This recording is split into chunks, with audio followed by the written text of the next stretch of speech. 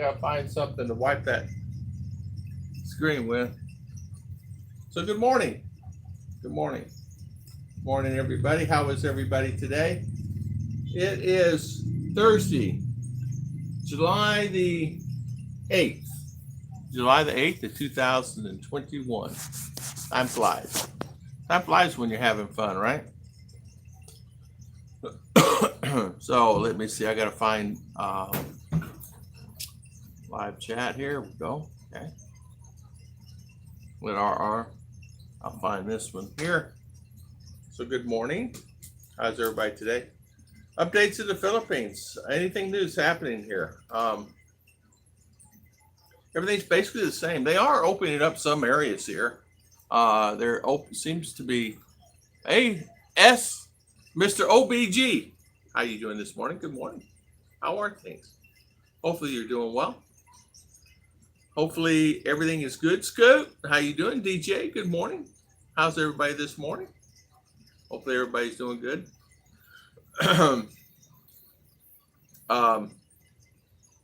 It was, I think it was, yeah. I think it was yesterday. I went to town and it was really, I got to tell you, it was really quiet. Kevin and Gemma, good morning. How's Miss Gemma doing? Kevin, how you doing, my friend? How are things? Keith Richards, good morning. Oh, all right, finally came up on my phone. I couldn't find myself this morning. I can never find myself, but I really couldn't find myself this morning. DJ, good morning. Keith Richards, how you doing? Brother Christopher, how you doing? Long time no see. Hopefully you're doing well. Good morning, Brother Christopher. So how was everybody? Scoot, how you doing? How's life? You still over at Amazon? Sorry I missed your live stream the other day. I did not even know you were on. I noticed too that a lot of times they just don't send notifications to people that are online. They just don't send them. I was looking yesterday for a few people that I normally are on, and they weren't even on at all. And it didn't even tell me that it was on. I'm back under again. Wow. We're kind of under one. I can go out or can go out, but if we can go to town, say for instance, but if she had to travel somewhere, like if she needed to go to Malai, the checkpoints would get her, saying you're too young to come out. Although they say that, and last time we went to CDO, which was less than a month ago, maybe 5 weeks, there were kids on the bus. There's supposed to be no kids, so I don't know. I think it's rhyme or reason. You don't know. LAW, good morning. Davadon, it's safe. How you doing? Aloha, Tom and Ruth. About the military crash, Island Sulu. I did not see that. Was there a crash? LAW, tell me about that. I did not see that. I'm sorry. I have been trying to keep up with the news, but my news that I'm getting that I see are, just internal here. I didn't see the one about in Sulu, the military crash. I did not see that. So, Davadon, good morning. Sperlin Edwards, hello from Granby, Connecticut. We just had a set of thunderstorms shoot through here. How you doing, Sperlin? Good to see you. How are things? Hopefully you're doing well. Yeah, we had recently, we would get thunderstorms in the afternoon because it's been so hot. Last couple of days, we got drizzles about 3 a.m. And it hadn't really been raining here where we're at, but man, we have gotten some rain. I tell you, I was really worried because we had so much rain that I'm up, but the water table is there's a lot of water. And as you know, we dug a well and it was, we're 4 feet down. We're under a foot of water already. So it's really easy to get water here where I'm at. I was worried about my septic because it's in barrels and I have them locked down, but there has been so much rain that, I mean, it's really been a lot of rain before, like a few weeks ago. Uh, there was a bad plane crash. Sad. Oh, I'm so sorry to hear that. I did not know. I did not. When did it happen? This morning? Yesterday? When did it happen? I didn't even know, DJ. Prayers go out to the family. Um, Plane crash in Russia, Keith is saying. Yeah. Yeah, lots of rain, DJ. You're right. DJ, are you here? Are you here in the Philippines? I had a friend message me last night, and he's an American. He has a new baby, and really good guy. He's been on our channel a lot, and tested positive yesterday for the honey badger. Him and his wife. So they're going for another test. I told them, I said, make sure you do another one because you want to make sure. Don't let them just say, okay, that's it, it's final. Do another test or two. It's a short runway. I see. Wow. Was there something wrong with the plane? Why would they go down? Oh, yeah. Oh, really? Plane crash, yeah, in Zamboanga off of by Yawan. How you say this word, Art? Zamboanga. Zamboanga? Zamboanga to Bayawan. Bayawan? Okay. I'm learning. I don't know I don't know where that is. where that is either. Zamboanga is it close to Zamboanga? No? I don't know. My wife's out there. Yeah, Sulu Airport, small runway. Oh, wow. I did not know. The plane crash was in other island. Oh, I see. Okay. There are so many islands that, my friend was saying that he's on an island here in the Philippines, no mask, no face shields, no honey badger, and he's off CDO off one of the islands somewhere down in there, and he was telling me that he came to do his visa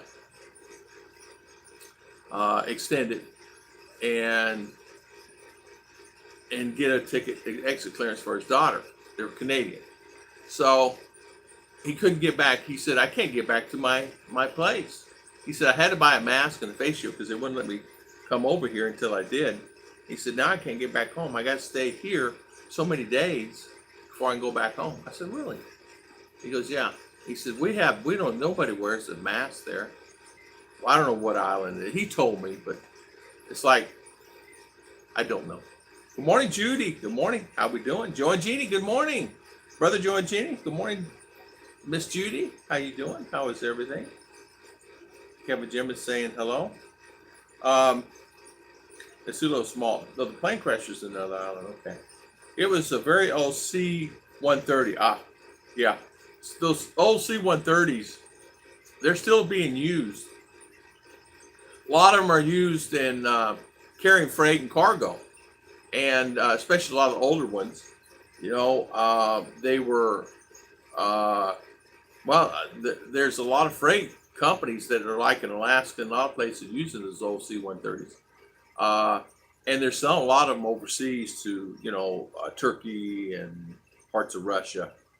But they say it's a really good plane. DJ, south of Duma, we're off to, okay. So DJ, good to see you, man. Yeah, it's nice. Dumageddon, we're off to by Yawan. I think I said it right. If I didn't, I'm sorry. You know how it is. Yeah. South Duma. Brother Chris saying hi. Good morning, Kevin and Jim. You can't land a jet airplane on Sulu. Can I ask a question here? All right, this is the question. Why was something wrong with the plane, the C-130, that it needed to land there and had it landed before and no problems? And it was a short runway. They were not aware of it? I mean, they have all the mapping gear that would tell them how long that runway is if it's safe to land. Of course, many people that I'm sure they could talk to. Marking, good morning. How you doing, Miss Marking? Thank you. Marking saying hi to everybody. Rick Morris, good morning, sir. How you doing, Mr. Rick? Hopefully you're doing well. How is retirement treating you, Mr. Rick? How you like it? Are you saying what day is it? Where am I at? I mean, like what day, what time? That's when you know you're retired. DJ saying making a restaurant there. Oh, finally got all the wedding June 8th. All the run here, go there, man. Oh, I see. Well, congratulations, DJ. Good. What kind of restaurant you do? You going to do? Is it going to be more American? Is it going to be American Filipino? Is it going to be Filipino restaurant? We'll get down that next woods. I know I will stop by for sure. Ham Killer. How you doing, Ham Killer? Good to see you. Good to see you, Ham Killer. Been a long time. Nice seeing you. Thank you for coming on. Thank you all for coming on. This spur of the moment. Miss Ruth is outside on the phone talking to one of her sisters. And she gets talking to one of her sisters. Look out. Do you know why your live stream is not showing up on my end? To let you know when I'm on. I took a YouTube. It will not show your live stream is on right now. It's funny you said that. I could not find my live stream this morning either on this phone. Even though it was on, I could not find it. Finally, it popped in. And not only that, Scoot did a live stream. There was 3 or 4 people who was doing live streams yesterday, but it didn't show on my phone. And I'm subscribers. So I don't know. I have no idea. It's amazing how that works, right? I had to go to your channel to see what live stream was on. Isn't that amazing? It's just amazing. How's Mr. Christian Martinson? Good morning, sir. How is everything? Yeah, C-130 Scoot is saying needs less than 1,000 meters to take off or land fully loaded, and that is in dirt. I'm not very smart on planes or any of that stuff. Is the C-130, was it used as to carry men? Or was it really a freight carrier plane? What kind of plane was it used for? Obviously, it was not used for fighting, right? So was it used for carrying freight to the people in World War II? Or was it used for carry men? Or what was the plane used for? You guys would know. A lot of you guys in the military would know. Viking, Mr. Christian Martinson, thank you for coming on, my good friend. Good to see you, man. I haven't seen you in a long time. God bless you. And thank you for what you do with the children here. We appreciate it. Mark King, I have that problem sometimes too. Tonight I did get the notification, but last few I did not. It's funny how this YouTube live streams, YouTube. The other day, our has her own channel, and we were on there, and I said, "How come there's only one like on your channel?" She goes, "Daddy, I don't know. It's one like." I said, "Really? I know that you would get more than one like, and you got almost 600 views, and you got one like." She goes, "It's YouTube." I don't know. Yesterday it was 60, and now it's 1. I said, "Well, don't worry about it. It's just what they're doing. They're going through cleaning again, I think." Edward, good morning. How you doing, Mr. Edward? Good to see you. Good morning. It's nighttime here in Philadelphia, 8:30. Yeah, it's 8:30 a.m. here in the Philippines. I was trying to come on early, and honestly, I could not get up today. Lazy. I've gotten lazy, I have to tell you. In this last month, a month and a half, I've gotten really lazy. And it's because we can't go anywhere. I'm stuck, so I find myself, doing what I can do outside, as you guys know. And that's pretty well finished. I'm pretty well done. I can't build anything. I mean, we have everything pretty well set. I can make a few more racks for the garage, but that's petty stuff. And then I find myself lazy because you watch TV, you go on YouTube, you go on a few live streams, you do this, that, and other, but you're not getting where you could go out and go do things. I'm doing good. I'm going to Thailand at the end of the month. Okay, Rick. I understand. I understand. I understand. I understand. Rick, good for you, my friend.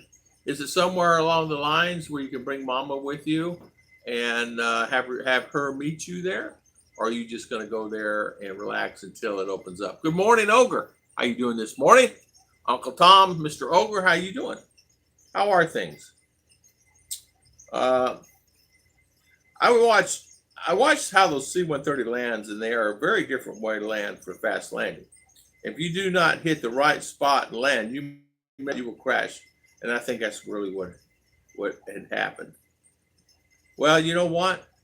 I'm not a plane person. I'm more on the helicopter side, the gyrocopters. I'm into the gyrocopters now. I was really into helicopters. I'm really into gyros now. I think that's some really nice ones out, but you can't afford them. And especially in closed ones. It costs more than a house. Stupid, 3-wheel thing. Both people. Oh, so it was for people and or freight. I see. Okay. Thank you, Mark. It all depends on what they need to move all the time. Is people freight, sometimes both. Okay. Yeah, I did not even know. I was wondering about that. I wondered if they used it for freight or what. Viking saying it's 2:33. 2:33 a.m. Christian. Dude, man, it is early. I tell you, 2:33 this morning, I was sleeping. I was snoring. Oh, first things first. What is this? This coffee. I love my brewed coffee. I love my brewed coffee. I'm in heaven. I'm in heaven, by the way. I just started putting a little sugar in. I used to drink it black. This little sugar in there, and that's probably not good for me either. Mr. OBG is saying they could set them up for passengers, but no stewardesses, and the meals came in a bag.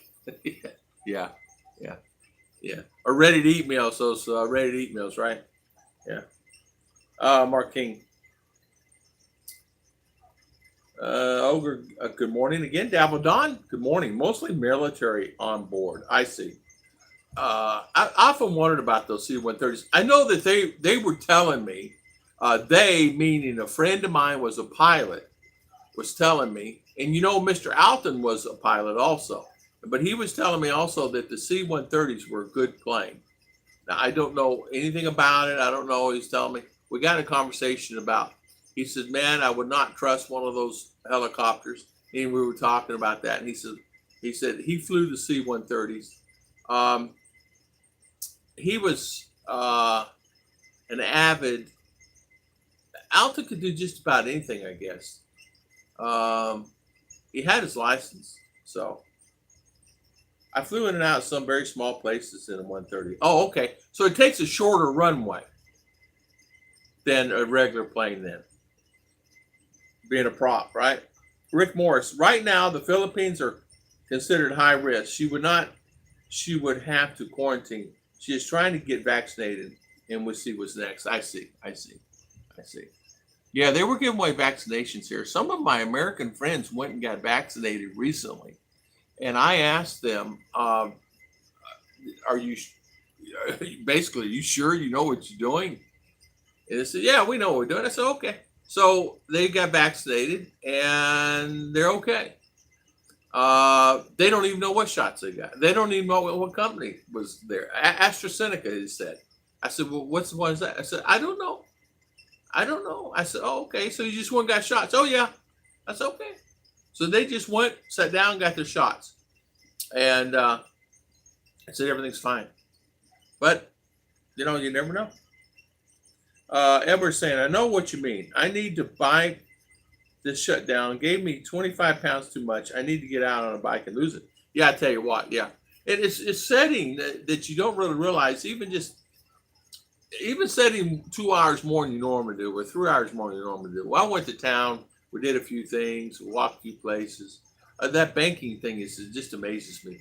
Get this. I got to tell you this story real quick. I know you guys really need to hear another banking story, but the story is this. We went to town, basically to get money, have some lunch. So Ruth went around the banks, couldn't get money out of the banks, maintenance, I went down to Land Bank. It's the one that took my card last time, last resort. Went to another bank. So I said, all right, I'm going to go around. I went around 2 or 3 banks myself. No go. If you don't have a account there, they're no longer accepting international credit cards. That's no big deal. I'll figure it out. I've learned. No big deal. I'll figure it out. So Ruth says, don't worry. He says, I have my credit card anyway. I go to Valencia. We'll go. She went to Valencia yesterday and got money out. No worries. Same BDO bank. Same bank, that's here. And they said, no, international's fine. We can do international. So she pulled the money out quickly and everything was fine. I went open to my statement and looked at the fees last night and I go, oh, they're charging $13 to $17 per transaction here. 13, 17 bucks.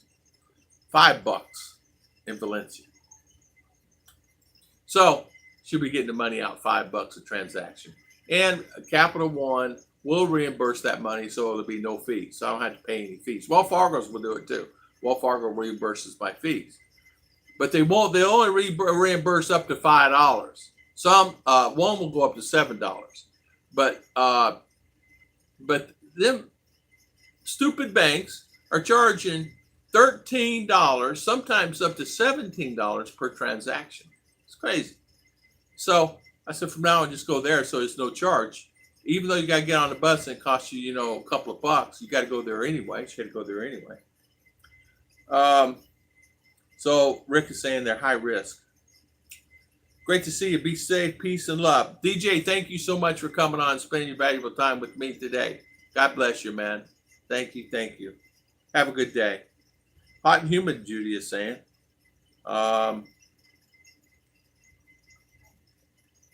Davidon, you guys talking. Let's see. My sister was in a flight crew in Air Force. Oh, I see. S. Hart, good morning. How is S. Hart? Hey, have you been laying with any squid lately? I saw the other day where somebody pulled in this big old grouper, found wherever off the islands, off St. Thomas. And this thing was huge. So Kevin and Jim is saying, Davidon is saying, Bud Brown took the jab. Oh, he did. So he did take the jab. Bud Brown did take it. Oh, wow.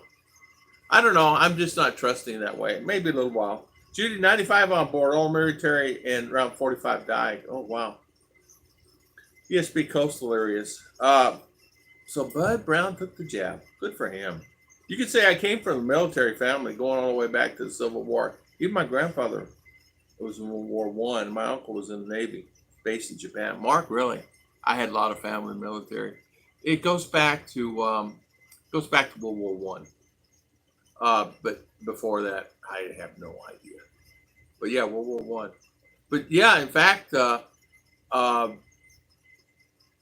Richard, my brothers and I are the only ones that didn't go in the military. Everybody else did.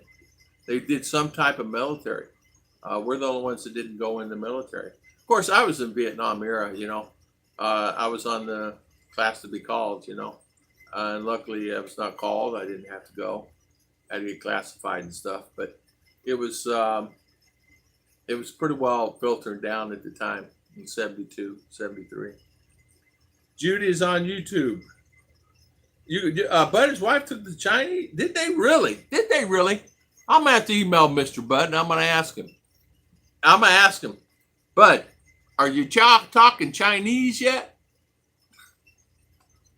I can hear him now. I can just hear him. I could hear him saying, he's laughing. Bud is probably one of the nicest men you ever would meet. He never says anything bad about anybody. He never does. He's just a good soul. He really is. Yeah, and his wife took the Chinese stuff. Yeah, I tell you what, I haven't yet. I'll have to wait till I'm forced. And once I'm forced, I'll take it. I'm just going to kind of go with the flow there and not really too worried too much about it, because really at the end of the day, my health is important and I want to make sure I do the right thing. But right now, I don't think I'd take it. Really don't. Scooter's saying the 2 planes gives Philippines are C-130Hs, about 14 years old. The average age C-130s these days is about 25 years old. Yeah. I tell you what, Scoot, there's that. According to Alton, he said there's still a lot of them flying.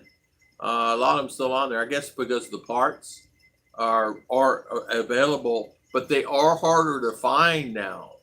And you know as well as I do, you can't find the parts for them. The only way you can get them off is off the old planes because they're not making those planes anymore, right? Am I correct? I don't know. Yeah, he put the video. He put out a video when they did. Oh, they did. So I can see him going down there, sitting in the chair, and him and Mama sitting there, getting that shot. I don't think I'll do that one right now. I'll do a video when I go do it, but I ain't gonna go do it. Hey, John Ferris, how you doing? How is everything, John? Hopefully you're doing well. Eminem Journey, good morning. Good morning, chat. How you doing, Eminem? Mark King is hello, John Ferris. So, John, how is things with you? I know it's been hot there, and you've been pretty busy with that. I know that it is one of those things it will get you. SR, hello, Tom. No, the squid lady, but had some good sized tuna. Oh man, I bet there was been some nice tuna there. You know, that's one thing about it. When you're out in the ocean, there is a lot of wonderful, great things you see out there. It amazes me how God had made all that nice. It's wonderful. I was down in Cebu, and I guess I don't know the porpoises, the dolphins were out playing out in the water early one morning. The sea happened to be very calm. It was really calm that day. You know, it was glass, and you could see everything. But I guess the guys stay out all night fishing in the boats, you know, the small canoes, and they stay out all night fishing. And they were out there. It was some great pictures. Of course, I didn't have my phone. Yeah, this year's fire season is crazy. Heat is unbearable. On one storm, and storms are scary. Tell you what, I know the fires has been really ripping through there. Prayers with the families, loss of homes.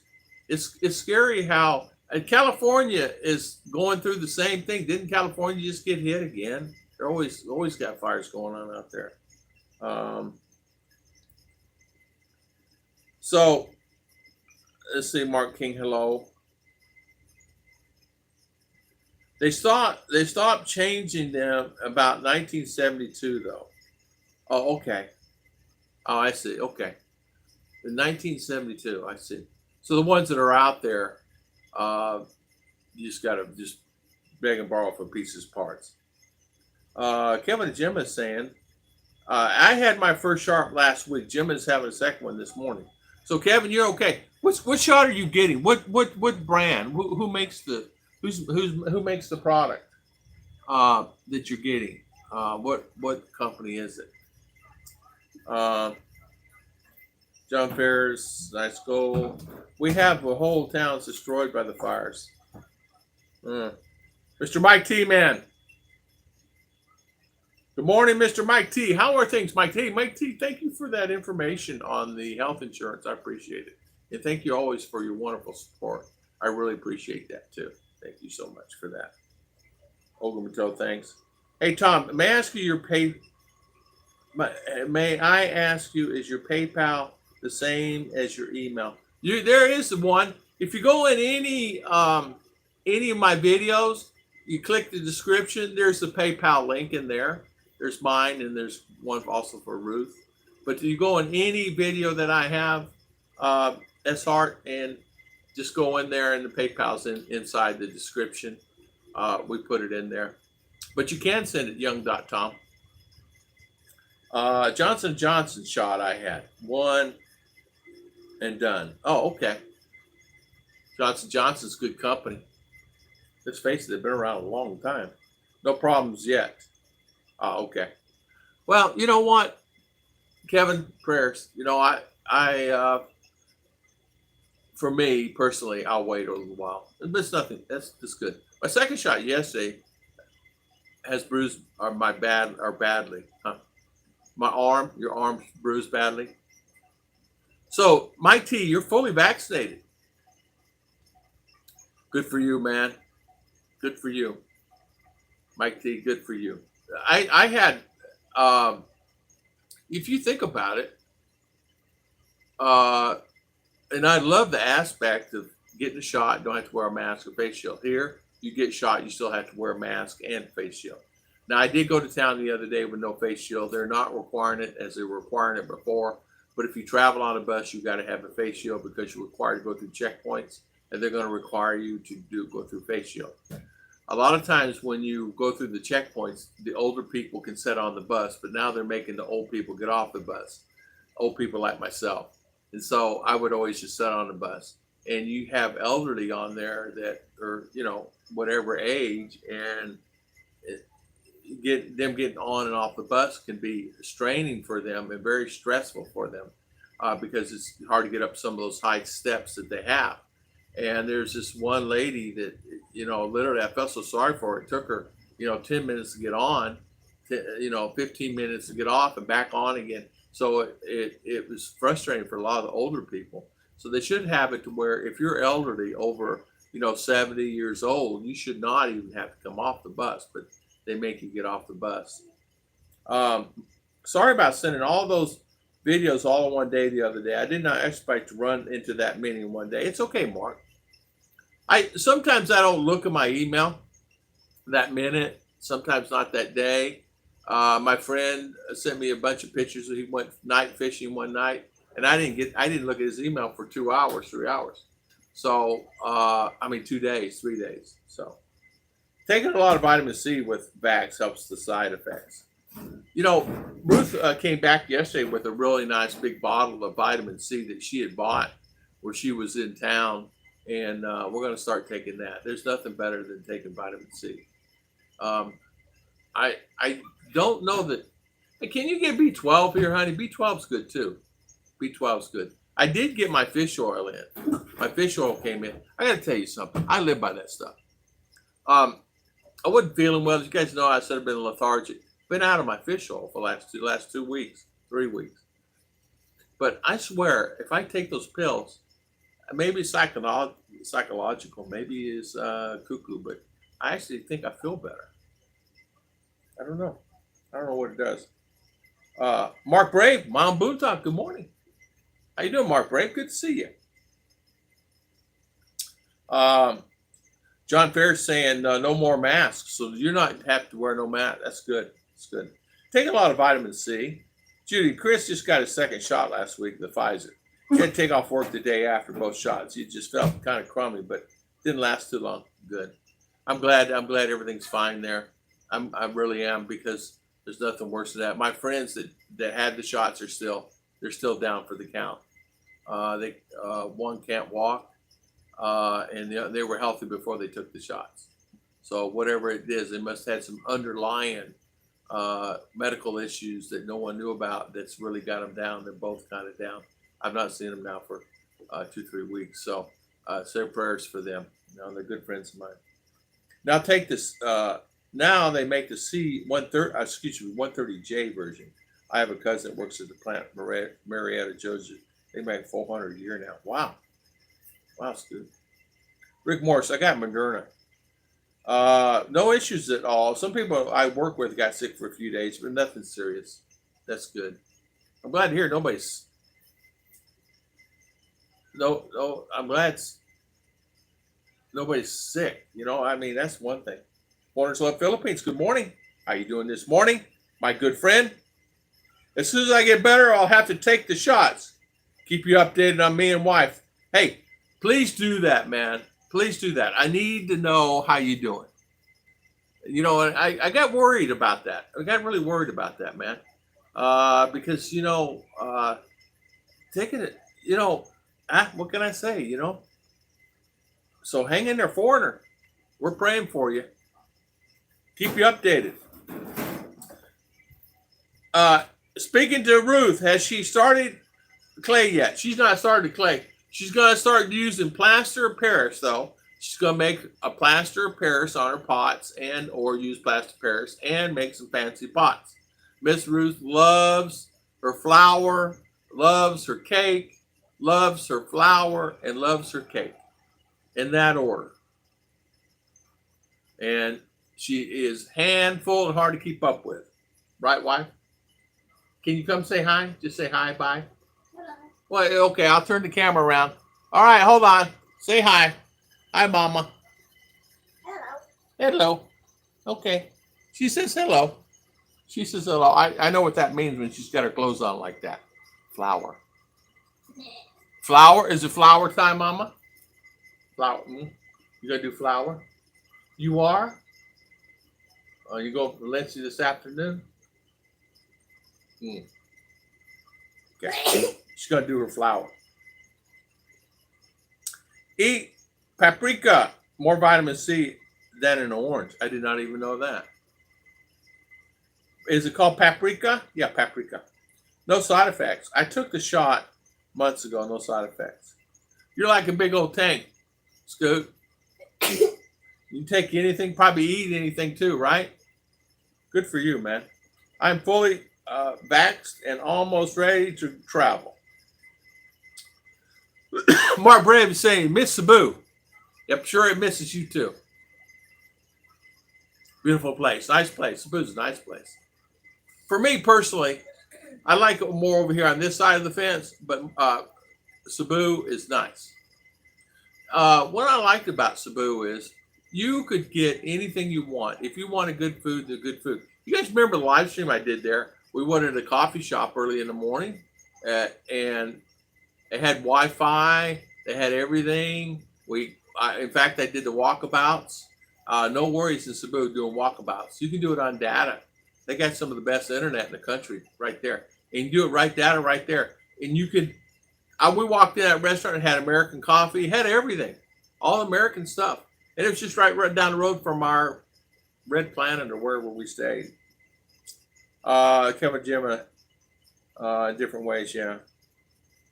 Some people got way sick from it. Yeah, they did, Judy. And I want to help, but I'm afraid to go around.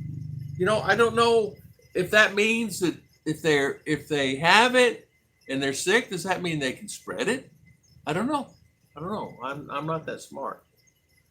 I don't know. We want to help, but so they're staying locked up until they get to feeling better.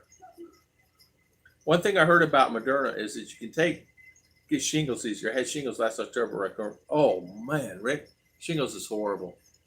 Shingles is horrible. It's a horrible pain. Hi, Piper, how you doing? Do your research before you take the pill. Take the shot. 94 here today, 99 humid. Miserable weather. Ooh, 95% humidity and 94. Oh, reminds me of here. That's what it is. Yeah. Wow.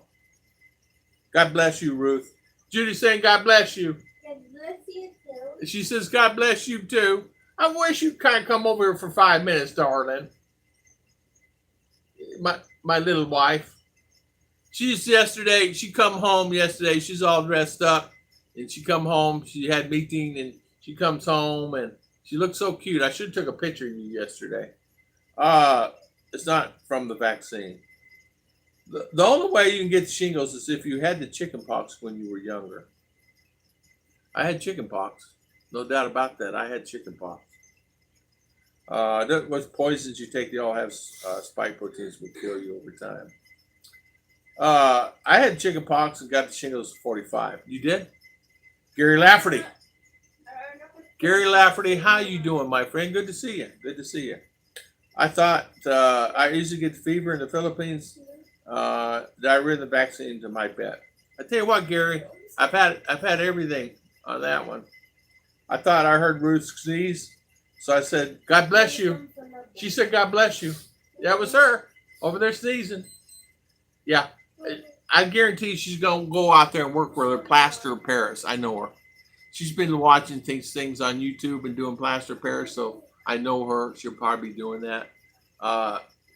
And she's supposed to do an errand for me this afternoon at 1 for So I'd be lucky to get her out of here to do that, because once you get started on something, you can't make her. She will not stop.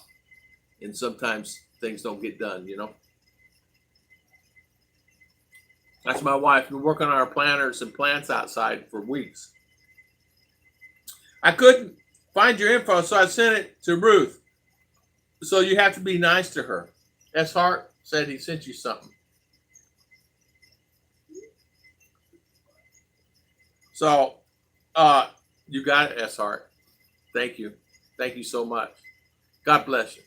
Thank you for the super chat. I decided to visit the Philippines. I would have to find someplace cooler than intense. I tell you what, Ogre, where I live in Mindanao Bukidnon. You can go to Valencia, a place you can go right up, and it's up in the mountains called Malay. It's cooler temperatures up there, and it's nice. I'm not saying it doesn't get hot. It gets hot there, but it has cooler temperatures. We were there. Well, last 2 times we were there, it was gray skies there. Come down here, it was so hot. Gray skies and cool. Temperatures were cool because it's up into the up on the mountain, and it's cooler. It's got great temperatures. If you have time, take a look online and look at temperatures Malay, Bukidnon, Philippines compared to anywhere else. It's not compared to Baguio, but you'll find that the temperatures are pretty cool there. Or Lorega. Temperatures are cool up at Lorega, heading towards Tampa. I have to head out to the mountains. Yeah, be right back. Okay. You can get B12. So you can get B12 on Lozada. Okay, I'll check it out. I like B12 is good, right? Take a little B12. I take the fish oil for my joints and my problems I have with stress in my past, and I don't have any stress now, but I'm going to do a video. When I arrived here, I'm going to show pictures of when I arrived here from then until now. I could not believe. I almost looked dead. I really did. Back in the day when I did the videos, I really almost looked dead. I looked horrible. It was something that I was actually amazed about. I looked really bad. And I know that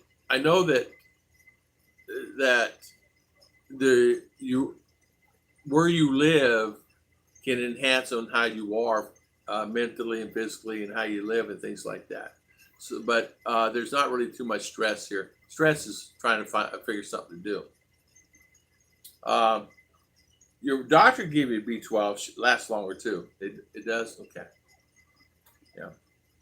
It's baby Kurt's 3rd birthday, John Ferris, on the 15th. So I bought him a swimming pool. He's in Samar at my home there. Awesome. Go swimming. Yeah.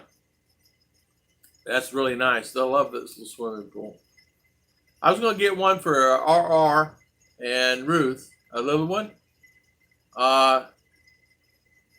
And I haven't done it yet. Now we're getting a baby. We're having a baby. It'll be here on July the 15th. Our baby will be here. We're having a baby on July the 15th. So it will be delivered here on July 15th. I don't know what time it's going to arrive, but we're getting the baby here on July the 15th. So we will show you the pictures of our baby. Our baby's going to weigh about anywhere from 2 to 4 kilo. And it's going to have a lot of hair on it. And it will have probably a tail. It's got, instead of having 2 legs, it's going to have 4 legs. And Ruth and RR's already named our baby. And it's called Omar. I call it Omar. It's easy for me to say that. Now, they decided that name because we've been watching this show. And then one of the main characters in it is Omar. Turkish show. A really good show. The goalie... hey, Ogre, if it has 4 legs and a tail, it's not from me. It's a puppy we're getting from Chihuahua puppy, Maybe less than 2 kilo. I don't know. I'm saying that according to the picture, it looked like it's a 4 kilo already, but it's not. It's a puppy. It's Chihuahua mix of what I don't know. And it's coming from Davao, so they're gonna bring it here and deliver it. And so I'm excited to have that. So we'll have a new entrance into our family. So sweet, a new puppy. Yeah, we're somewhere. It's funny. Ogre that passed the goalie. Hey, Jack Redmond. Hey. Good morning, Jack. How you doing, my good friend? How are things with you? How's Jack doing? Yeah, you know what? That's the thing. So we're going to have a new puppy. Responsibility, R's going to take care of it. Mommy's going to take care of it. So will I, of course. I got a little booger puppy. The thing of it is, it's something that I've been thinking about all along, and I wasn't really sure if I should get one because of the health. So what we did our research. The only thing I have to do is get the nematodes, put them in the yard for the fleas, and get rid of the fleas in the yard. And we're pretty well set, ready for the puppy. It's got clothes coming. Of course, the girls want to buy clothes, like it needs clothes, but it's going to have some clothes. It's going to have a nice bed and things like that. Then we got a nice vet in town. In fact, there's 2 or 3 vets in town that are real good vets, so we won't have to worry with that. That's the thing I'm really worried about the most, is because people don't care about their dogs here, but there are a few that do. So I will make sure, but it's going to come vaccinated, and it's going to end up costing us 7,000 peso. Am I correct? 7,000 peso for that puppy. So it's okay. It's that's fine. I love all dogs too. Yeah, parvo is bad. Exactly, parvo is bad, and so it's going to have all the shots. I'll make sure of that because I'm not having a dog sick coming to my house. So the first things first, when the dog's brought here, we're taking to the vet the next day. I'm not going to have a dog sick. I want to make sure. Today? Today is the 8th, the 7th, 8th. 7 days more to go. 7 more days, we're going to have a new baby in our house. So R's going to be in charge of taking care of everything. She's 12 now, so give her good responsibility and help her things along. We're going to eliminate the fleas, though. As you guys know, the fleas are going to be really the main factor. I can't walk in the yard without them attacking, but I'm going to treat the yard. I just got to get the nematodes here. So, yeah, it's an ankle biter. You come in this house, your ankles may get bit. And it being a new puppy, can you imagine how many ankles? All right. Let's see what I do. I messed up my phone.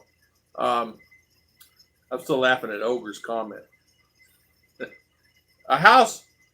Guess you'll need to housebreak it then. Mark King, I'm going to. It's going to be housebroke for sure. There's no way I'm having a dog that's not housebroke. We will do that. Bedtime.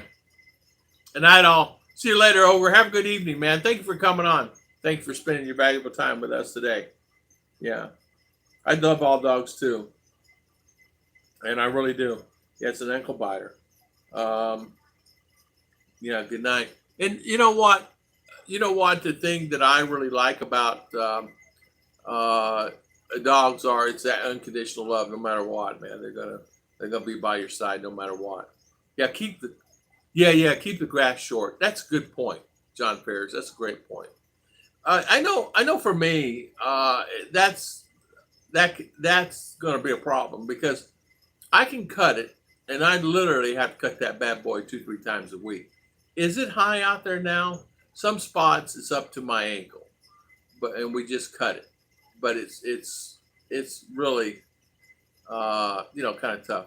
So I Girl on Fire, watching from Mindanao Bukidnon. Hello, host. Hello, how are you? Welcome to our channel. Hi, girl. How are things? It's fleas that, hey, they won't leave my feet alone. John Ferris, I tell you what, fleas are horrible. Mosquitoes are horrible, as you know, but fleas will really, they'll make your life miserable. It can ruin your life, especially if they get in your beddings and on carpet and or things like that. It will ruin your life forever. until you bomb the house, right? So I got to treat the yard immediately. In fact, I need to do that immediately. I will buy something today. I need to find something that I can put in the yard. Everybody's telling me to use the nematodes that I can put in the yard and I can leave it. Meaning, if it rains, it's still fine. Doesn't wash away. Because I can have 1 inch, 2 inches of water out there. So according to what I understand, the nematodes loves rain, loves water, and they're like little whatever amoebas biting the fleas. And you guys tell me if I'm wrong. That's what I used to use in US, and it worked pretty good. Never really had a problem with fleas ever. Fleas, yeah, they do bite, and that they will get a knocking on you, that's for sure. Some of the kids here were coming to my house, and I looked at them, and they had flea bites all over their arms. And I knew then, I said, uh-oh, they have a dog, and it's, I mean, literally, 10 bites all over her arm, sides and back. And of course, a flea bites you, you know it hurts. So they're like bed bugs for me. I don't like them, but so that's our new thing. We're gonna get that one. We're gonna get us a new puppy. We're gonna spend a little time doing that today. I will find some stuff today online and see if I can get that. In fact, Ruth and I were talking about that. We need to make sure that puppy's taken care of that way. Get some clippers for it. It's amazing how much stuff you have. You bring in the little dog, you gotta have a bed, you gotta have a couple things, you gotta have clippers for the dog for the nails. You want hygiene to be good, so you gotta buy some type of shampoo, things like that. It's okay, Judy. We understand. Fleas and bed bugs. So Judy, we're getting a new baby. We'll be here on the 15th. So RR is getting a baby. Has 4 legs and a tail. So you know how that is. So look out, Judy. We're getting a new baby coming in. So Clinton, how you doing today? John Ferris, what's going on? Kevin and Jim, how you doing? Kevin, have you been flying lately? Yeah.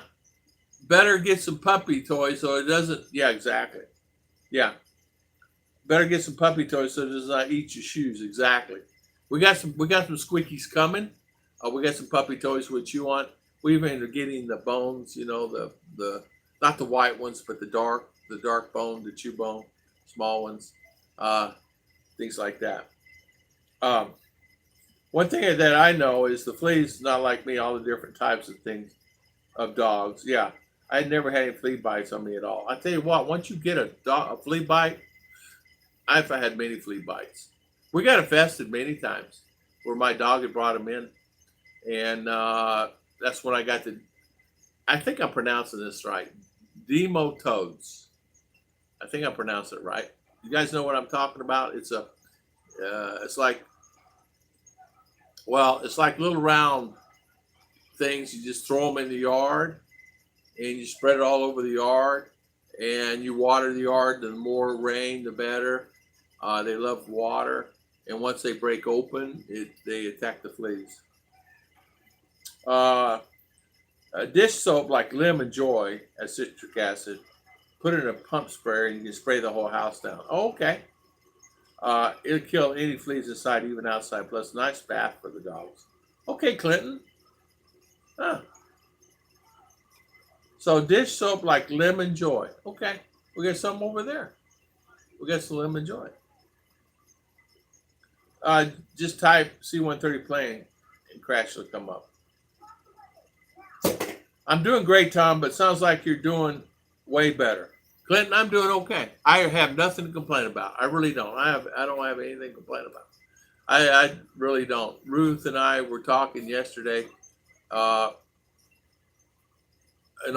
we really don't have anything to complain about. I mean, if we're complaining about something, we're making it up. I don't have anything to complain about. Lord's bless me. RR's got school. It's starting. Her school's starting up within the next month. So she'll be starting school again. No face-to-face. She'll be doing it online. So she's going to be over here sitting next to Daddy when I'm here inside and doing her schoolwork. And all of her schoolwork's done online, so she'll be okay. Thank you, Clinton. I will do that. Dish soap, lemon joy. I'm doing great. Mark King, I had over 20 different types of dogs. Not one of those.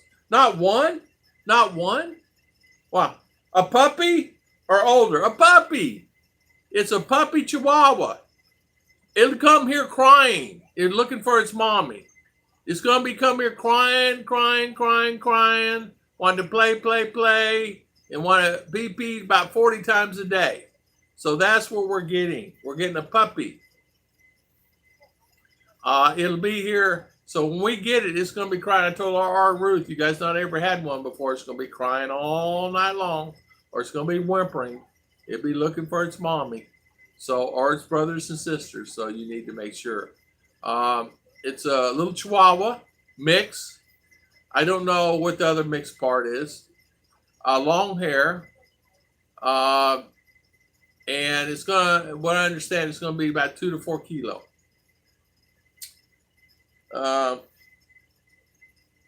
Puppy pads and a mop, exactly. We got the puppy pads coming and a mop.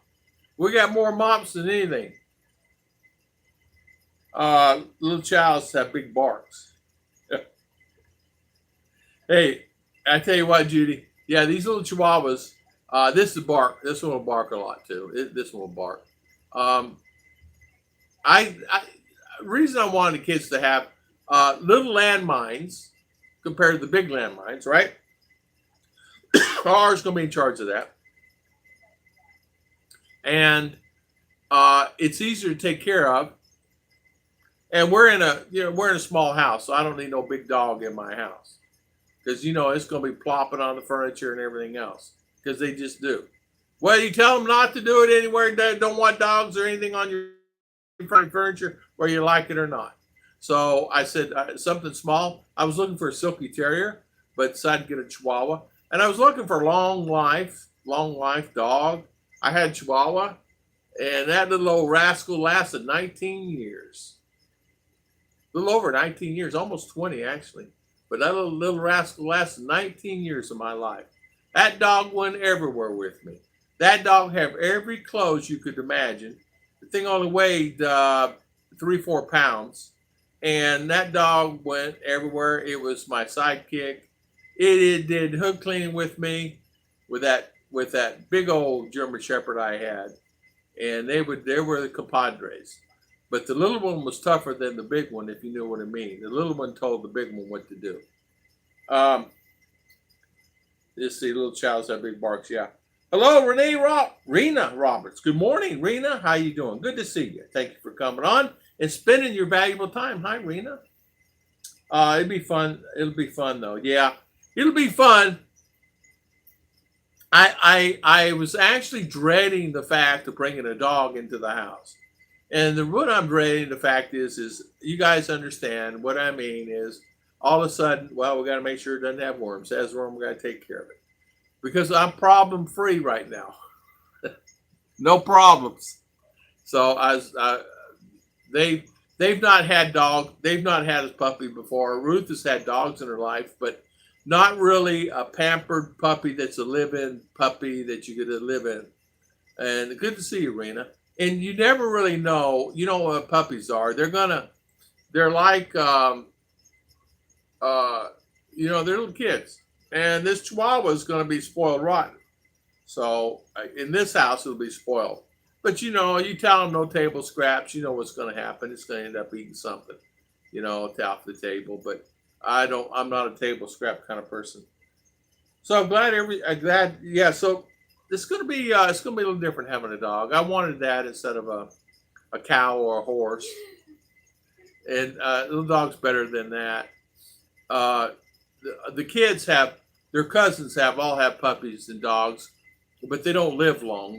Their puppies and dogs just don't live long, and I don't want to go through that. I mean, some live, 3 months, some live 5 months, some live 6 months, and they're on their number 17th dog over there in the last, year, really. Her cousins had so many dogs that just passed, and my brother-in-law, is on his third puppy in the last 6 months because nobody worming. What's that? You know, so they don't take care of them like they take care of them, but they don't know take them to the vet. They're having a hard time financially themselves, so they ain't gonna take a dog to the vet for sure. Um, yeah, I'll have to get a car. Dogs, they do love car rides. They love going in the car. Nick was the first one to get in the car. I said, go get in the car. We're going to town. He'd be out there sitting at the door, barking at the door, waiting for the door open in the car for me while I'm still finding my keys and everything else I have to find. I said, come on, we're going to go. And it was the best girl catcher dog I ever. Everybody loved that dog. They loved the dog. Oh, it's such a cute puppy. You know. But this one here that we got now is really a cutie. I don't know if they have a picture of it. I'd show you guys. Maybe some art can find a picture of her dog. Tom, you should be thinking of how to lock up the dog in some place like a kitchen, and everyone goes out to town and church. You're trying to housebreak it. You know what, Mark? That's a great point. You're exactly right. We need to figure out a way that we can lock it in an area. You're exactly right, because when we're going to town, we can't take the dog. We go to church, we can't take the dog. Although here in the Philippines, they do. They do. They take their dog to church here in the Philippines. They do take them. So they do that here. And you know what? That's the thing. You don't think about. You don't think about it, but they do. They do take their dogs here, and they'll have 2 or 3 dogs in the church, and which shouldn't do. But it's not my call to make. You know, it's not my call to make. But yeah, in our church, you can have a dog or have 2 dogs. One day had a chicken in there. Chicken got in the church. Yeah, that's exactly right, Mark King. I have it tied up in an area where we can have it and have it relax and things like that, where you don't have to worry about it. You know. Stress free. We'll have to box it in somewhere right there where the couch is. It'll tear up the couch. Because that's one thing you never know. Rita Roberts saying hi to Miss Judy. Some place is easy to clean up. Yeah, exactly. We'll probably, if we leave, we'll probably take it over the blessing house and lock it downstairs there and keep it from going upstairs. Because it's all tile floor there. This is wood floor here. So that'd probably be the thing we do to keep. Well, you keep it on the porch. What am I saying? We'll keep it on the porch and lock it on the porch. Got a nice porch over there. You can stay over there. Lock it in there. Yeah, it makes a mess. Yeah. Oh, yeah, Tom. Have to get a shot, especially against parvo. Yeah. I worry about it. Literally, her brother-in-law had a dog, puppy. I love the puppy. It chased me all around, played with my feet. And it was about a month later, maybe a month and a half, it's gone. It died.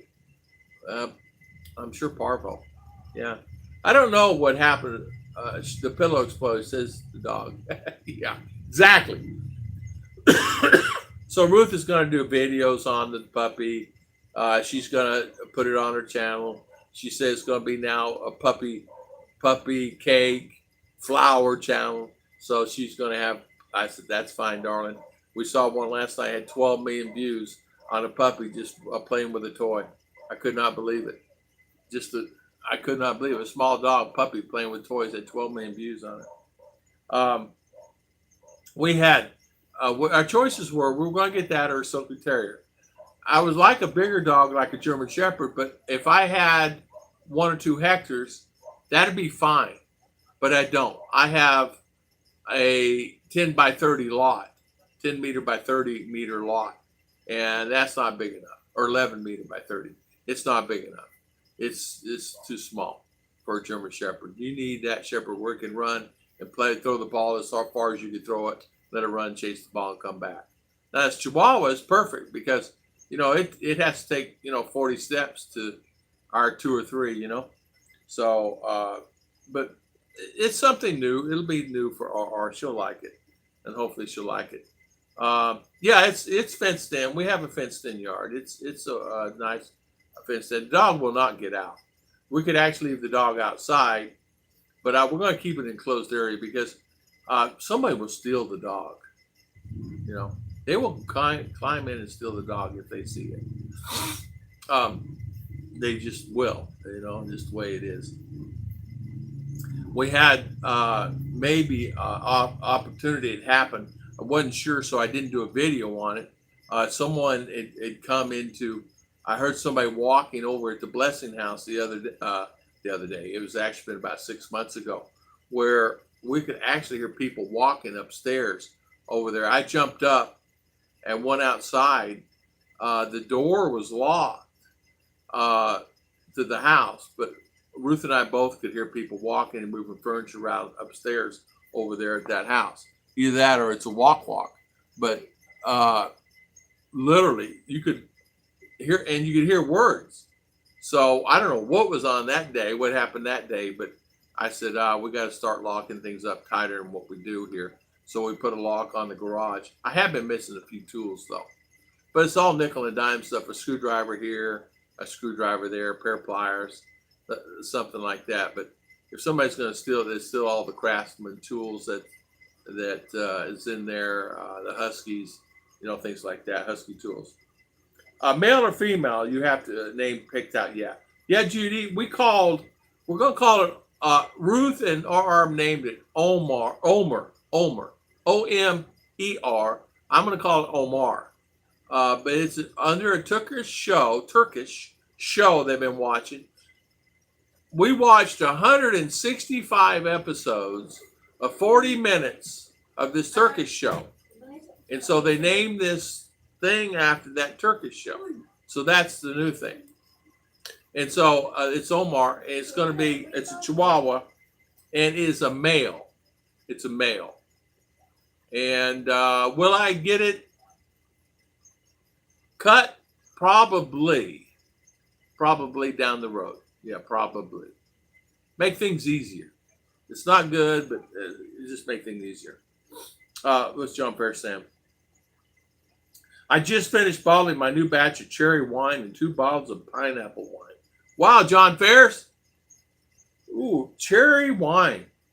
Ooh, that sounds good. And pineapple wine sounds good too. Wow. There are 3 faithful Finns in life, Sir Liner says. A wife, a dog, and money. Mike. How you doing, Mike? Good to see you, my friend. There are 3. A wife, a dog, and money. They're faithful friends. Unconditional love. Which one gives you the most unconditional love? Is it your wife? Or is it your dog? Or is it your money? I don't. Wife? Unconditional love? Can take care of you, can do laundry, can cook, can clean, can help you anything. Yeah? Money is there. When your money is gone, you're I don't know. Ayoba!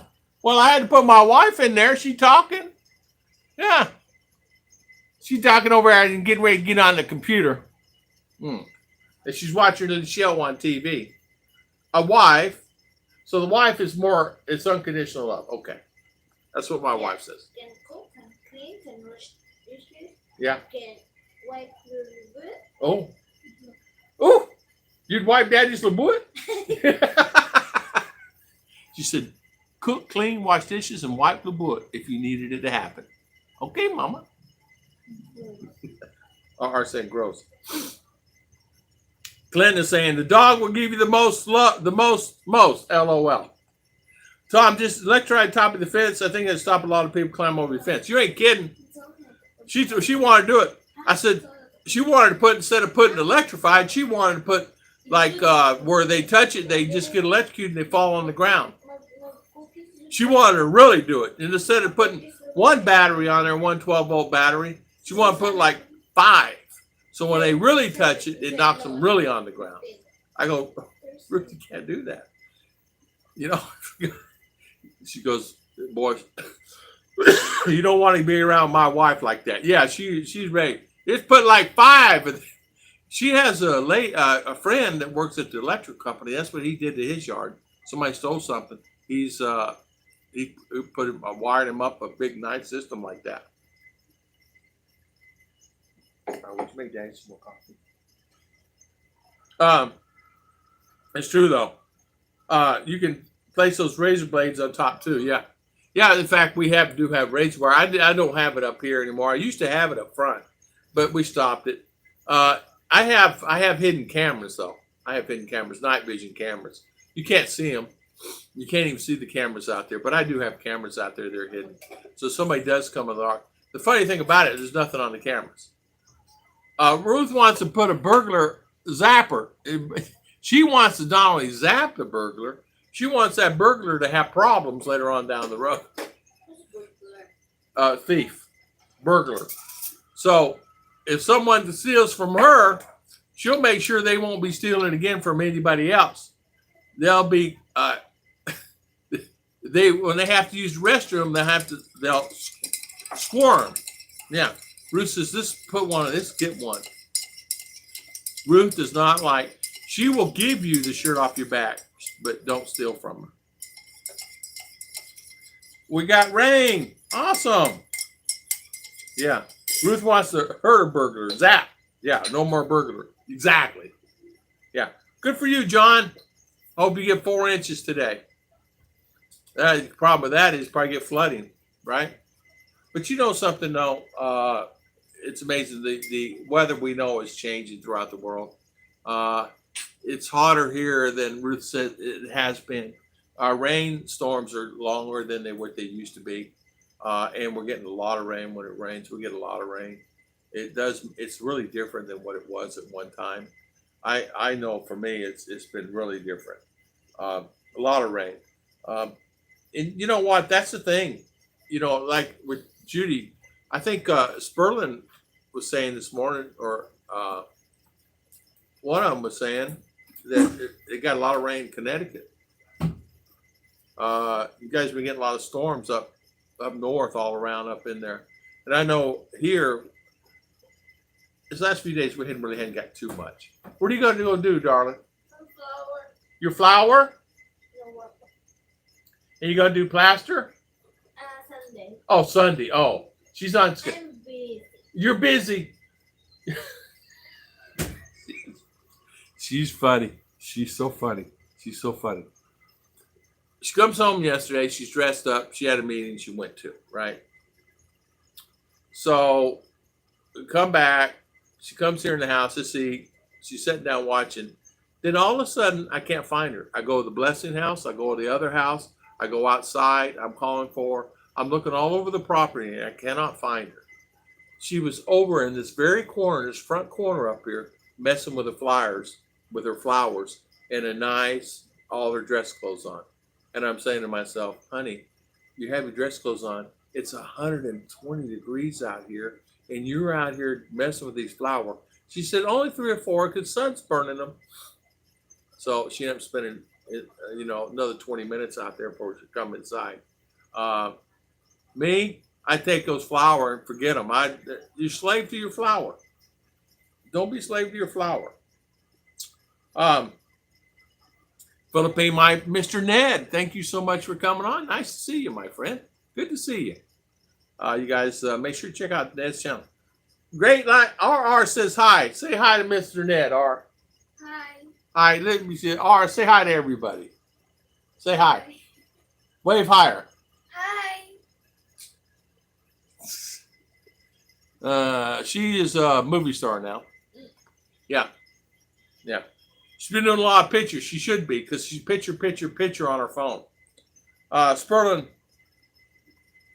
Sperlin lost a ton of weight. Did he really? Yeah, he's been sick. Yeah. I tell you what, you never really know. There's a lot of the guys. Judy this morning, one of my good friends, has been a long time subscriber. Him and his wife tested yesterday positive for a honey badger, so they're going to retest, and hopefully everything's okay. I have another friend that has it. He's in the hospital, and he had the shot, by the way. He had the shot, and he's in the hospital. Had the shot probably a few months ago. but he's in the hospital with the honey badger. Just never know. Emily, good morning. How you doing? How's Miss Emily doing? And how you doing? So what's going on, Miss Emily? How are things with you? And you know what? I was the other day. This is the prime example. I was on. I saw Ned on a channel. I said hi to him, and I was wondering. I hadn't seen Ned in a long time. He said someone had been deleting his comments, and I said to myself, "Who in the world?" But you never know. I mean, how in the world? Why would somebody delete Ned's comments? He's just a good guy. He don't do anything to anybody. He's got a good, clean channel. He doesn't. His channel is. I don't even know what Ned looks like, but he does great videos. He's just, you can tell he's really a nice guy. He did some really beautiful ones when he was in Italy, and where he went and all the stuff. It's just beautiful, beautiful. Yeah, Emily's here. I know. Yeah, doing okay, Tom. Still, GCQ here. Be like forever. LOL. So Emily, I know it's frustrating. It's frustrating for you. It's frustrating for me too. And I know. It's like. It's hard, At least you're doing it in your new house, right? At least you have your new house. You're doing it. Miss Chi Torres, congratulations, Miss Chi. She's starting to finish her house. Congratulations there, Miss Chi. And that's nice to hear that the wonderful ladies. I know she's worked hard all her life, and now she's finally here to take advantage and relax and retire. And so congratulations, Miss Chi Torres. There. And it's nice, Miss Emily also. That nice place, beautiful place there, Emily. You did an excellent job on the decorations there. It's really beautiful, really beautiful. I love your tile. I love the tile walls. I love the tile that you picked, the colors, and you really did a good job. And shout out to you for that. Yeah, hello, oi oi. One of the videos I had sent you talked about comments being removed from the channels. Yeah, Mark. Did I miss that one? I may have missed that one. I may have looked at it. You know what? Yeah, comments. It's funny. Yeah, comments. Even mine. Guy says, Tom, I keep commenting on your channel. I won't comment. I said, So I sent a thing to YouTube. Some of my comments are not showing according to what my people are saying. What's causing it? They said they didn't know, a glitch or whatever. So, but nothing. We'll look at it, right? When can I move in? EMS? Yeah, but Don says moving in with you. It's too small. Hey, this one right here is only 500 square feet. So it's three of us in here. Plus, we're getting a new puppy. Emily, we're getting a puppy. We bit the bullet. We're getting a new puppy. Our new baby's coming. They'll be here on the 15th. And it's probably not going to be happy. But I guarantee once it gets here with our art, we'll be happy because she's going to spoil it. I'm flexible. Devil Don. You put a smile on my face, everyday pencil thin mustache. We also had a couple of earthquakes that were still rumbling. It wouldn't be my rumbling. Mom and I were sitting in a chair the other day. I was taking a nap, and we had a few rumbles yesterday. I guess we're never going to end up getting rid of those things. I guess they're with us forever. I fixed the leak one did cause a small leak, a drip leak. It was like a drip, and then a drip, and a drip. And all it took was a caulk and fixed it. But the Blessing House is a different story. And get this, because the shaking, as the pipes go into the septics, I have it, pipes going into a barrel and into another barrel. That's one house and this house. And then they branch out into the leach field from there into a small barrel, and then, it goes into a small barrel, then branches out the leach field. Well, somewhere along the lines, because of the shaking and moving back and forth like this, broke one of the seals. So I got to dig up and figure out where one of the seals are and seal the piping around the ceiling of one of those pipings. And that's going to be a job in itself. And I've been dreading it. It happened, as you know, a couple of weeks ago, and I've not done it yet.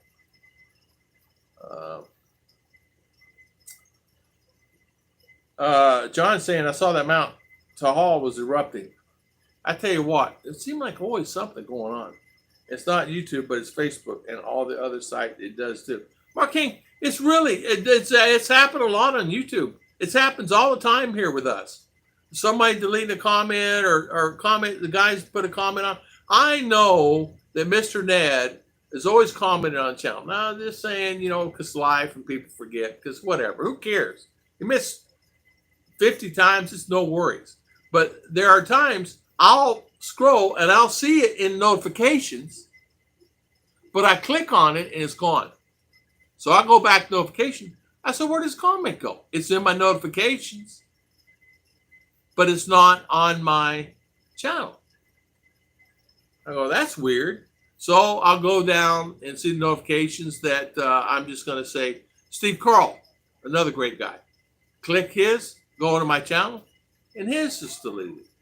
His comment was deleted. I go, well, how in the world is Steve Carl's been on my channel since 2012 is not on here? I said, okay, let's just check out someone else. So as I'm going down through there, that's on there, that's on there, that's on there. But and the thing of it is, it's every time Ned comments. It's not just one time Ned comments, it's every time he comments not on there. So did the channel say we're not talking to you? It's not like somebody sitting there waiting and clicking it and waiting just for Ned. Why? There's no rhyme or reason there, right? So it's something that YouTube has done as a glitch. I'm just saying.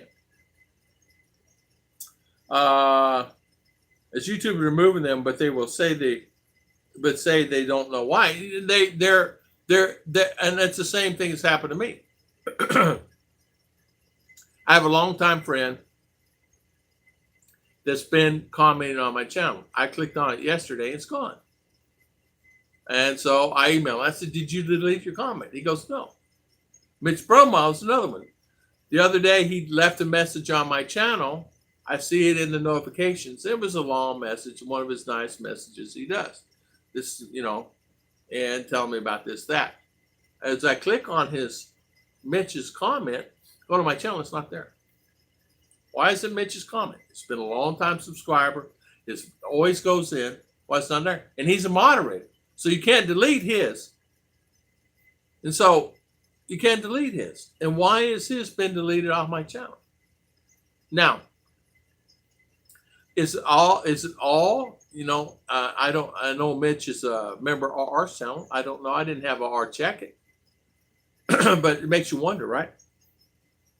Artco, good morning, Shooting Star. How you doing this morning? Good to see you guys. Mom Bootog, my good friend Artco. How's Mr. Bruce?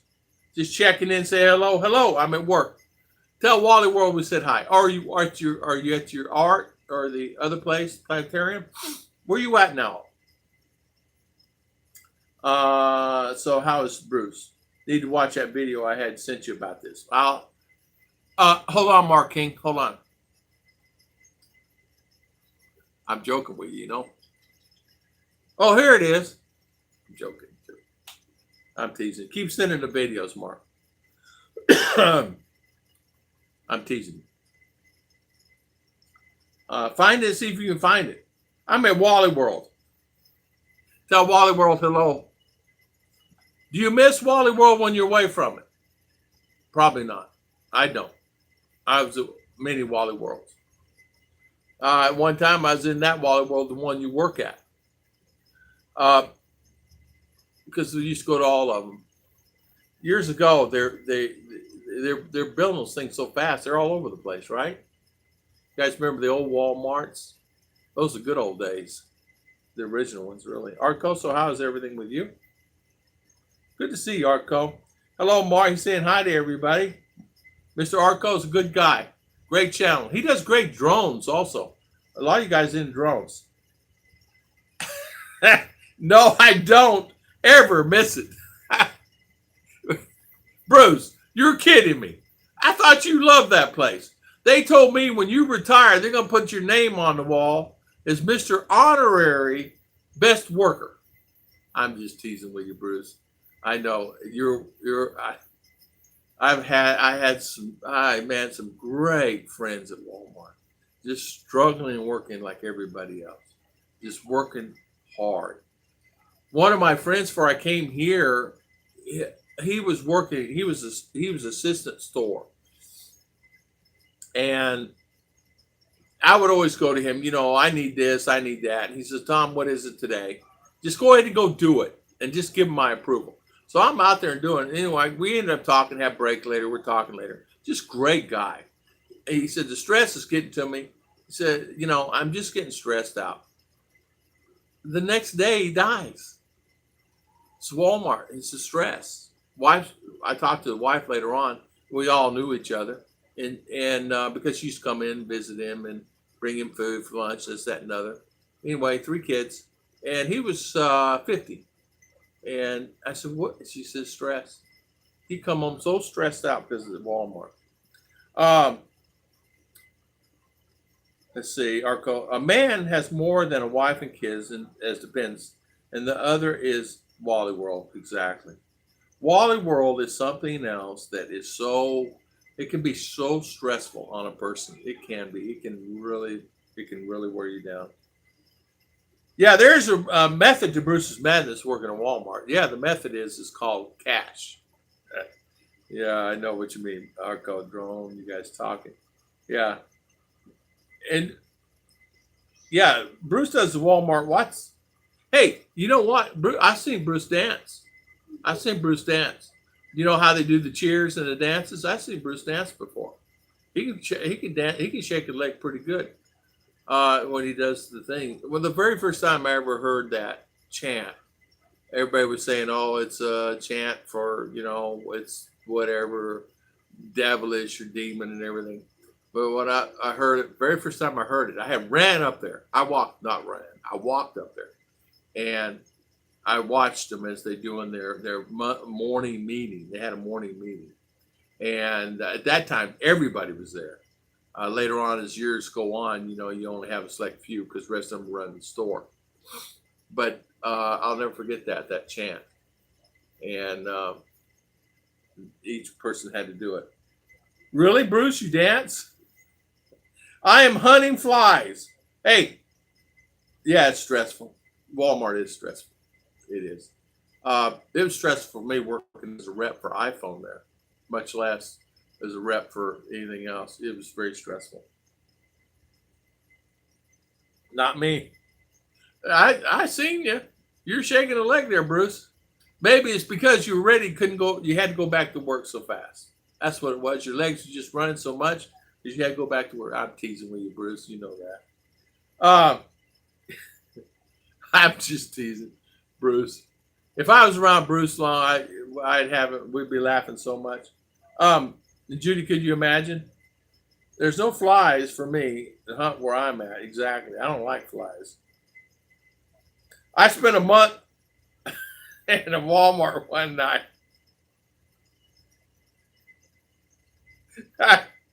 Yeah, I'm working there. It's 4 a.m. I used to go to the stores at 4 and get off at 2, 3 in the afternoon. And because I could. So I was working. I heard somebody munching under, racket underneath the counter, papers. And where's that guy? Got some rats in there. And all of a sudden I saw a foot. There's a guy inside that, underneath in the thing.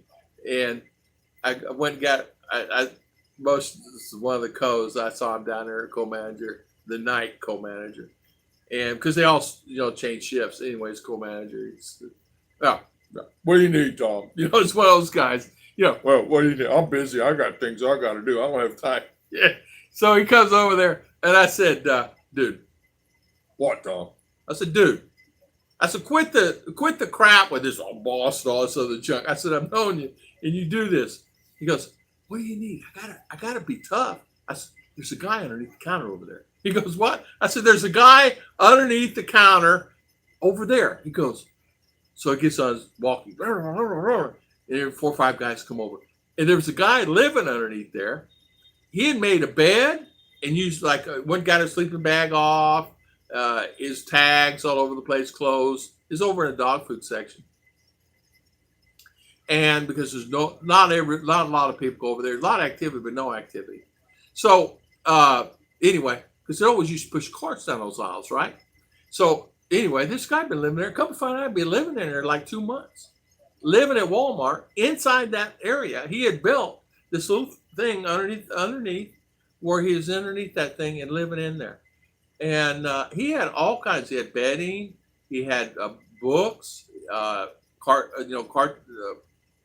like magazines.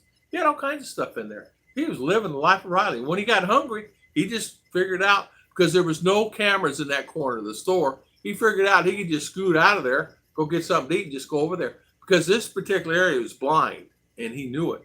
It was a blind spot. So he'd get crawl underneath the counter and get in there. And he actually lived in there, lived life of Riley. As we're pulling him out, I said, dude, how long you been in there? I don't know.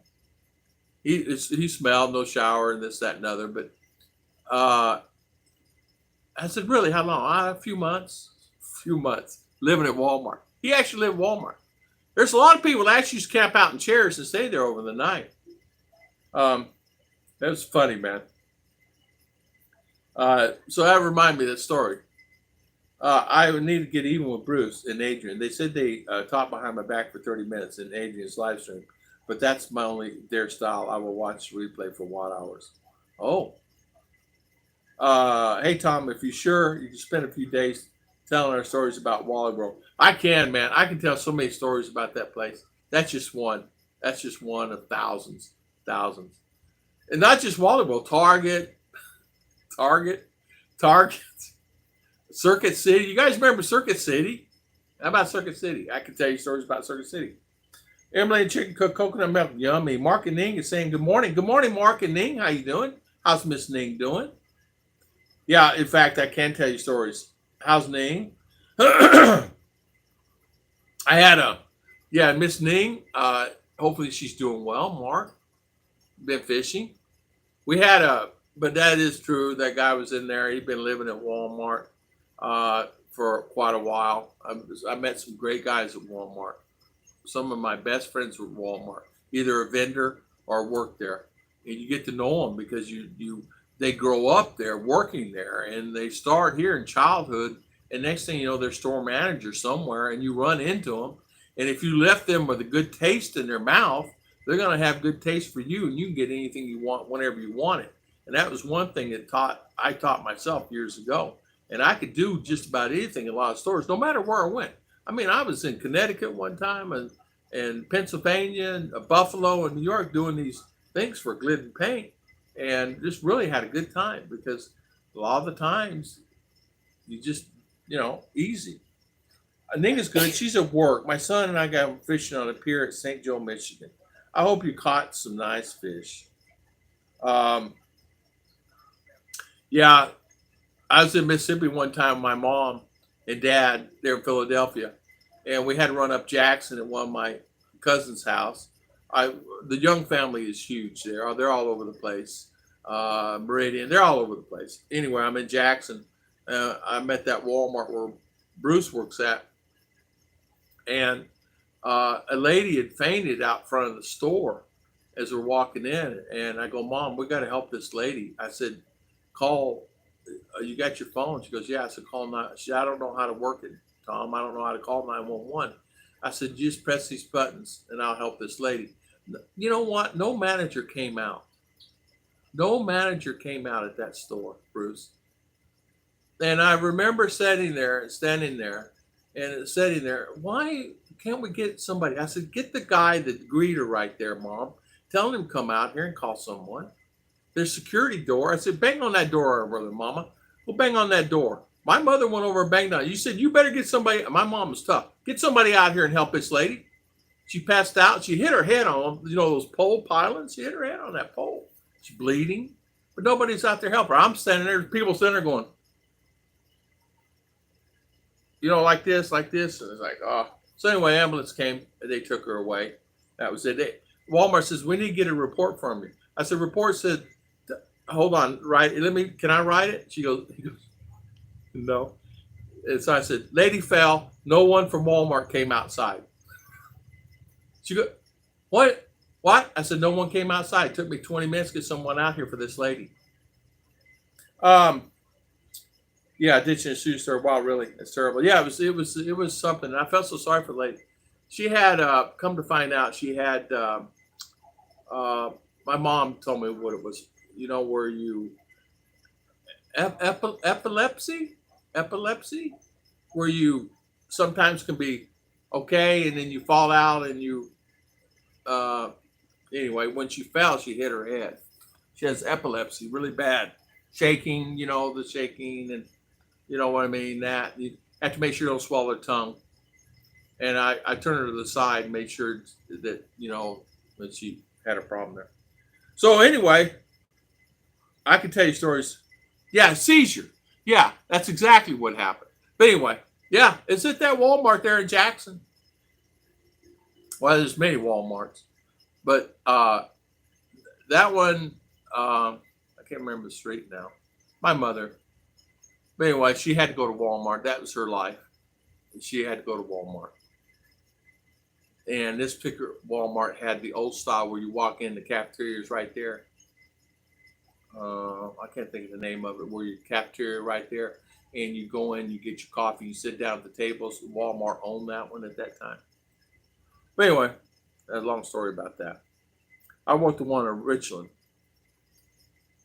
I don't even remember where exactly that one was. And I Richland, I don't know. My brother can tell you stories because he was a district manager for Walmart and a regional manager for him for years. And he can tell you stories. We came home safe. Yeah. Storm and big waves were washing over the pier.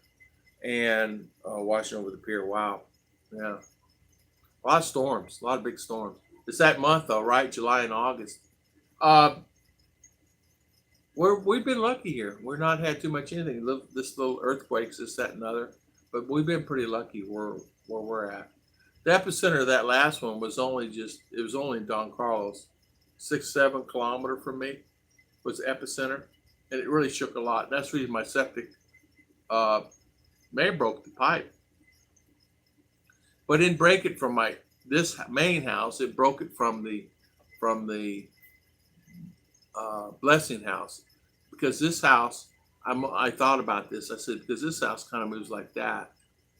It kind of goes with the flow. That one is a block in the ground. We got 3 block. Yeah, 2 block down.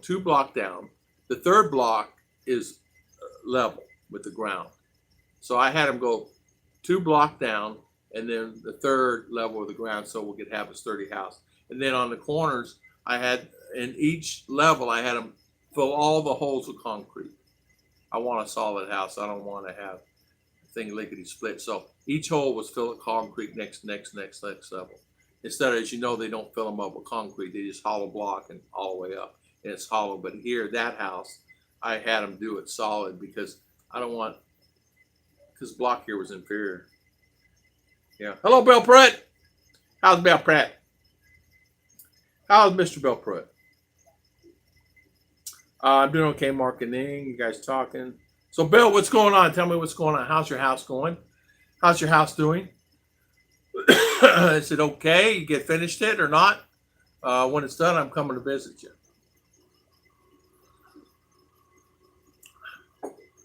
Nothing better than a good house, right? Going pretty well. Thinking about going to Mississippi, Alabama, Gulf Coast first week of August. Aye, woofing. Hey, Mark, some of the best places,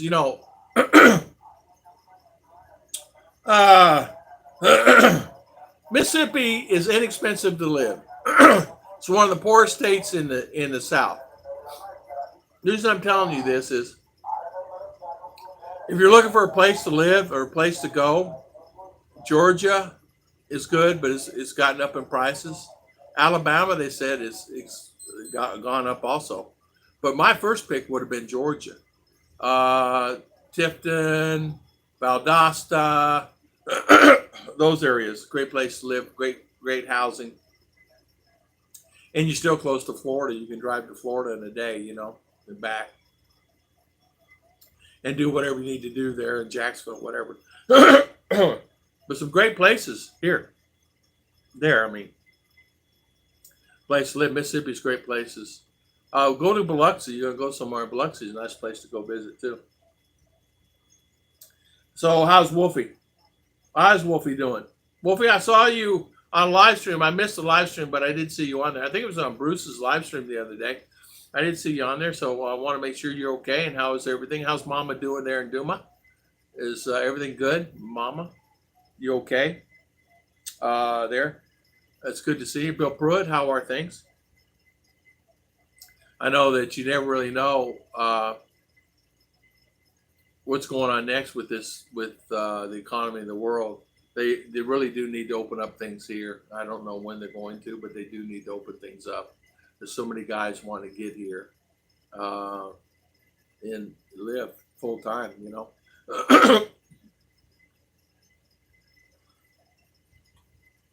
Yeah, how's your Sawa? Tom, here in Arizona are going up price like crazy. All the most bad California, but not quick yet. They're saying that even Alabama and Georgia prices are going up. Florida's gone up. My friend, you guys know him, Mr. Dave, bought a house there. He was come moving to the Philippines to live.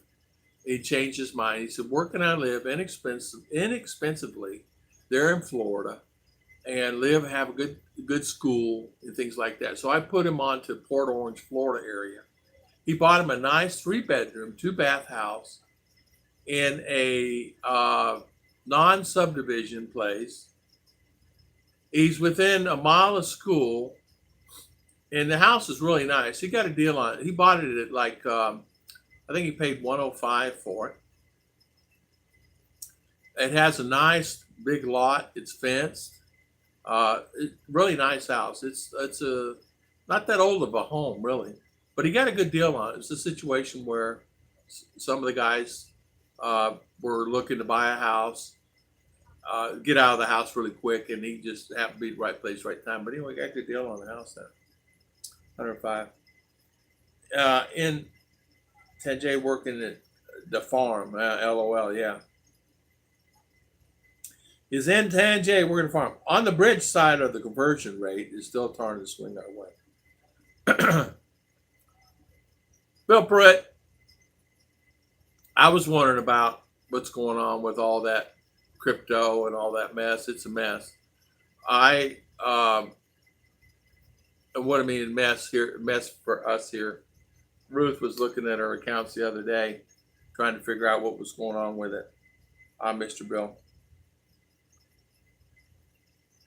So, I haven't seen. What is our Devil Don? What is our day rate? What are we at in day rate? We're still at 49. We're at 49 point. It was what 49.49. What are we at? We're close. Where we're at now. When I hit my price of my condo that I'd sell 500. Yeah, we'll buy my boat, and then I will be on my way. Nothing wrong with that. Nothing wrong with that. I have a friend that's on his boat right now. He's headed from San Francisco to Hawaii, and then he'll be Hawaii this way. And he's stopping off somewhere. I don't know where he's stopping, somewhere up north, and then he's gonna head down to the Philippines when they open up. It was 50 to 13. Okay, John Ferris, Canadian dollar. Okay, 39.87. So 50 to the dollar here, 50.13. I don't know what the predictions are saying. They're saying that it may go up quite a bit. That would actually be good. I like to see it go up. Be nice. I told you I made $13 on my transition the other day from the bank. That was nice. On 200, $13 on 200. Ruth went to the banks here and anywhere from $15 to $17 per transaction. That's per 200. I always pull out 400. So spend 30, $40. So 2,000 pesos. She went yesterday. It's $5. So and my bank reimburses me that money. They reimburse the money here, but they only go up to $5 or $7 depending on which card I use. It's crazy. I tried transferring from my bank to her bank here in the Philippines. What a hassle that is. They said it'd take 2 weeks for it to get here. So we'll see about that. We're going to see if it arrives. I know what a hassle, and I'm trying to think of other ways to get money here. If I could get the coins.ph to work, I could transfer my PayPal to coins.ph and just pull out the money here from PayPal and just pull out the money and not do it. But coins.ph presently does not do PayPal. Gcash does, but Gcash will always pull it out.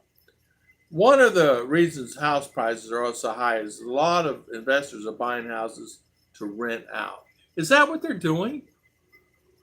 So they're buying it for investment purposes only, Rick. I was wondering about that. Economy, how's the economy? Economy seems to be fine. The housing's going up, right? Well, that was the last boom, remember? I happened to be in a good place at that time, right when it started. Make good money. But later on, as you know, as time happens, you don't make the money. It's your feast or famine all the time, right? That's why I felt in the U.S., feast or famine. Here, now I do have an opportunity here. I have an opportunity where there's a piece of property. It's 2-hectare rice field. It produces enough to where it can produce you can make about $4,000, 4 to 5 net per year on this 2 hectare. Maybe a little more according to what I understand. The investment though is 10,000 US. No, yeah, 10,000 US. So it'd take you 2 years to get your money back, over 2 years. Now, they said that they could do it. There is a way you can do it where you can produce the rice field where you get it 4 times a year. Rice production 4 times a year instead of the 2 times or 3 times a year. So that would increase and it could pay it for itself the first year. There's an opportunity for someone to buy that piece of property, and it's a steal. It really is just producing. It's been producing. And Ruth and I looked at it and thought about it and said, no, I'm not a rice farmer. We really thought about buying it. And I said, no, I'm not a rice farmer. And it's 10,000 US dollars. That's a lot of money. That's a lot of money. And, it's not like, you're dependent upon other people. I always said when you're dependent upon someone else to help make money for you like that, especially in farming when you don't know anything about it, they say hire the right people. Well, the problem is you got fertilizer you have to keep an eye on, somebody will steal it. It's just many aspects. So I decided, no, I'm not going to do it because it'd be something, unless I'm hands-on and I can see it. Now, buying a rental house, not a problem because you can actually get a rental company to oversee it. You get a rental company to watch it. You get someone to keep an eye on it. You could have someone watch it for you. But here you could do the same. But I know nothing about that. But you give me a rental house, I could do something about that. Yep, Rick is correct. House prices here in Western County are very high. $500K starting price. John Ferris, is it really? Wow, that's a lot of money. Not for Brian, LOL. Yeah. In California, you cannot even buy a house $500K. That's cheap. That's true. You're right. You're right about that, Mark King. Yeah, you're right. Yeah. Brian kills the rice. Yes, the cities are in the same, about 1 million. Yeah. A house is a house, right? And wherever the environment is to bring value, like the houses up north. But you got to know the income up there is higher than what they are in different parts of the country. And in some cases, it has to be to pay all the taxes that they make you pay. I'll never forget Buffalo. It seemed like every time I come around, tax on top of tax on top of tax on top of tax on a house. And why in the world? So it's ridiculous. Then you have a problem. It takes them forever to come fix the water problem or fix the whatever they have going on. And luckily, I had a friend that worked at the water department. I could have him come do anything in the piping and things like that. But still, things cost a lot of money up north, and it costs a lot. Where in the south, it's cheaper, but the income is not as high as it is up north. This average salary, and I was going to say Georgia and Alabama is probably 60, 80K. Some people say it's 100K. Well, it's hard for me to believe that, but you got to look at the workforce. What is the workforce? They're working in manufacturing plants. What's the average pay? There's a lot of manufacturing plants, a lot of carpet manufacturers, a lot of car manufacturers there, a lot of van manufacturers, a lot of ambulance manufacturers there in Georgia. I mean, there's a lot of stuff being made there. Toyota's there. I mean, so there, I would think the income be a little higher than it would be in Alabama, and I don't know, but that's just me. I don't have Jib Jam on here to help me with that, or Bill Pruitt could tell me. Like in Oklahoma, I don't know what's the average in Oklahoma. What's the average income in Oklahoma? What do you make in Oklahoma average income? I know in Florida it's all over the place. What is the workforce? Tourism was about 60% of the workforce there at one time. This background, okay, Judy. Taxes and food and fuel prices, exactly. John Ferris, you're right. Or Tom, we were called the South. I can buy a house half the cost. You're exactly right. Sell my condo right now, 1 bed for at least 3-bedroom house. Yeah, exactly, Mark King. You're right. You can take that and live really nicely in the South somewhere. You really could. You really could. I even thought of doing like what BT did, Simpson Welch. Get all up in the mountains, live inexpensively like he does. Great idea. Go on solar, do a lot of things. I thought about that and bringing my family there. And that's really not an option. It's not, and just go back and forth. It still can be done. Why Brian's rice yellow. Puppy P, Don. $8 a gallon here in British. Oh, wow, that's too much money. That's ridiculous. $8. It's 40 cents a kilo here. It's 40 cents a kilo. 38 to 40 cents a kilo. Now that's diesel. Gas is like 41, 42 a kilo. So is it 5 kilos a gallon? So $2. Yeah, $2. Average income is about 50K per year, but average is really pretty good one, 24K. See? So there you go. That tells you, now, what does that tell you? You can go in Bill Pruitt's area, buy some pretty good property. And it's close. You got Texas. Of course, your Mississippi, Oklahoma. Hold on a minute. It's not close. There's a lot of places you could live probably where Bill's at. And, thinking about it, average income. But anyway, I was talking marketing. I know you're thinking about going and checking out housing and stuff. So it's a good idea. Maybe check it out. But Tom, if I did it, would not be Philippines, and I always thought I'd put up all the attitudes. Amen. That's it. You know what, Mark King? Best thing, just come here, stay in a blessing house, find a lady around here, and then take her back to U.S. Find you a woman, whatever, in the city, province, whatever. I always say province, but there's great, wonderful ladies in the city. It really is. Some great, wonderful ladies. Great ladies in the province too. There's a lot of thought put into that, and there's great ladies everywhere. But I don't know. I don't know how to say this, but yeah, I agree. I understand.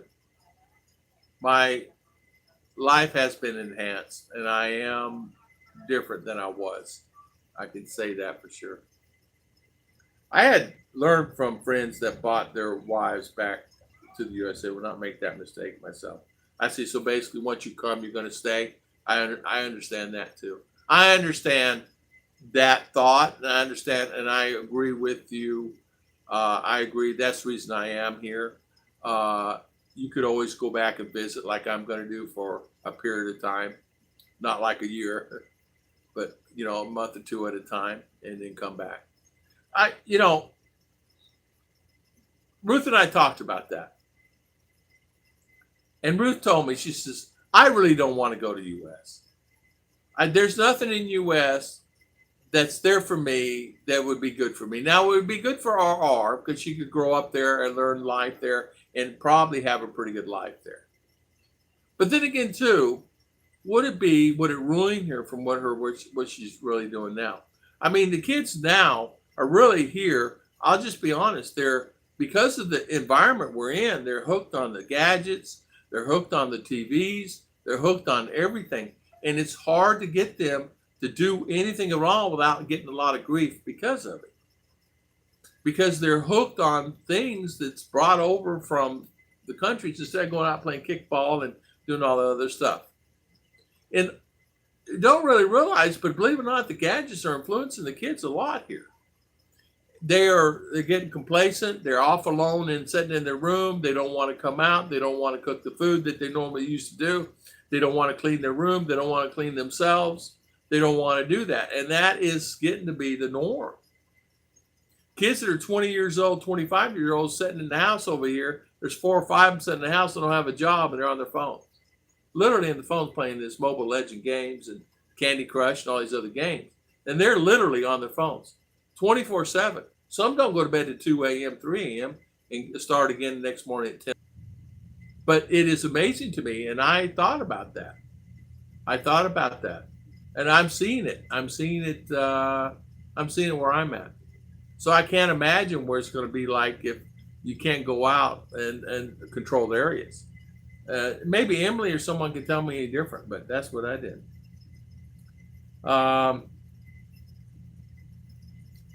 Yeah, attitude. Yeah, I understand, Mark King. Yeah, I understand, Mark King. I understand. Ken Unger, good morning. How you doing, brother? How's Mr. Ken doing? How's Maureen?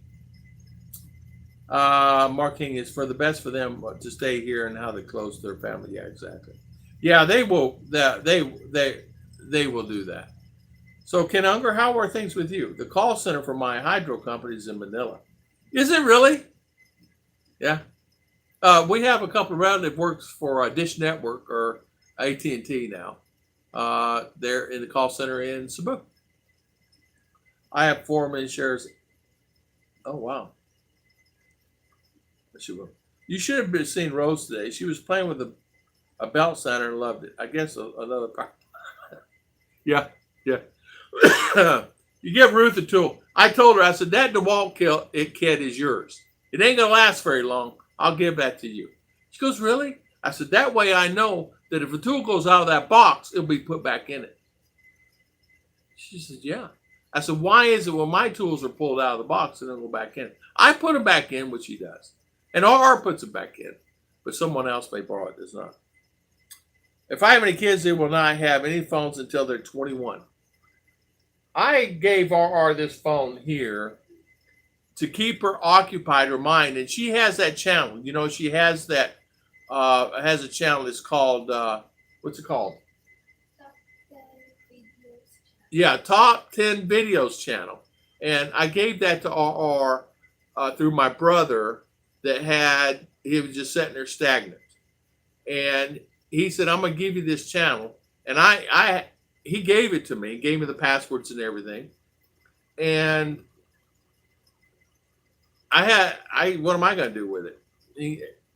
I've had it for about 2 months. And so I said, well, I'll just give it to her and let her do it. So now she has it. She's doing it. She's having fun with it. Now, my brother, because he works at Walmart, he's so stressed out he don't have time. Now, he has Filipina. They're in Fort Pierce, and they enjoy themselves there. But they're not planning to come back here at all. Every once in a while, maybe.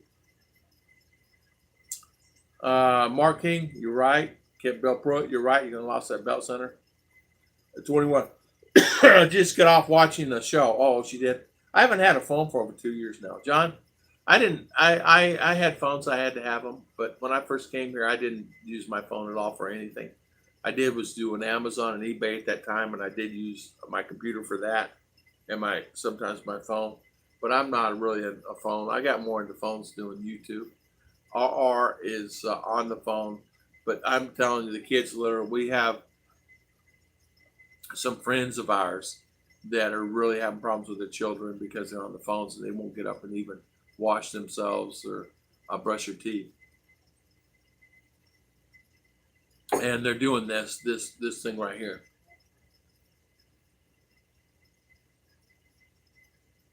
To look at the screen. You guys know what that's called? What they call that?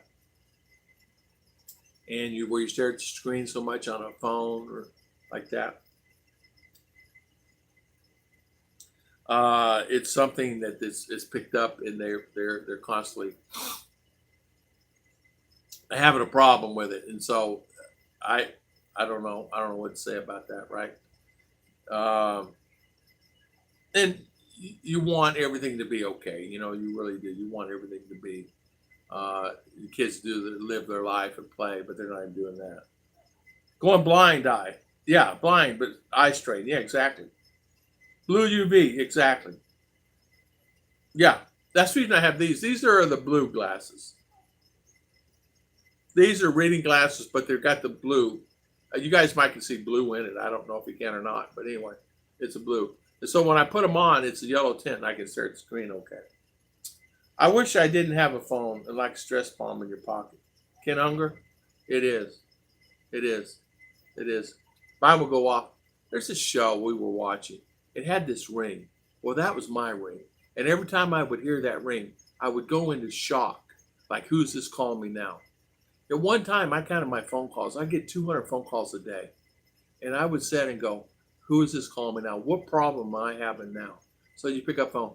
Hello, good afternoon, it's Tom, whatever, and I do that. Just have it. Hello, good afternoon, it's Tom.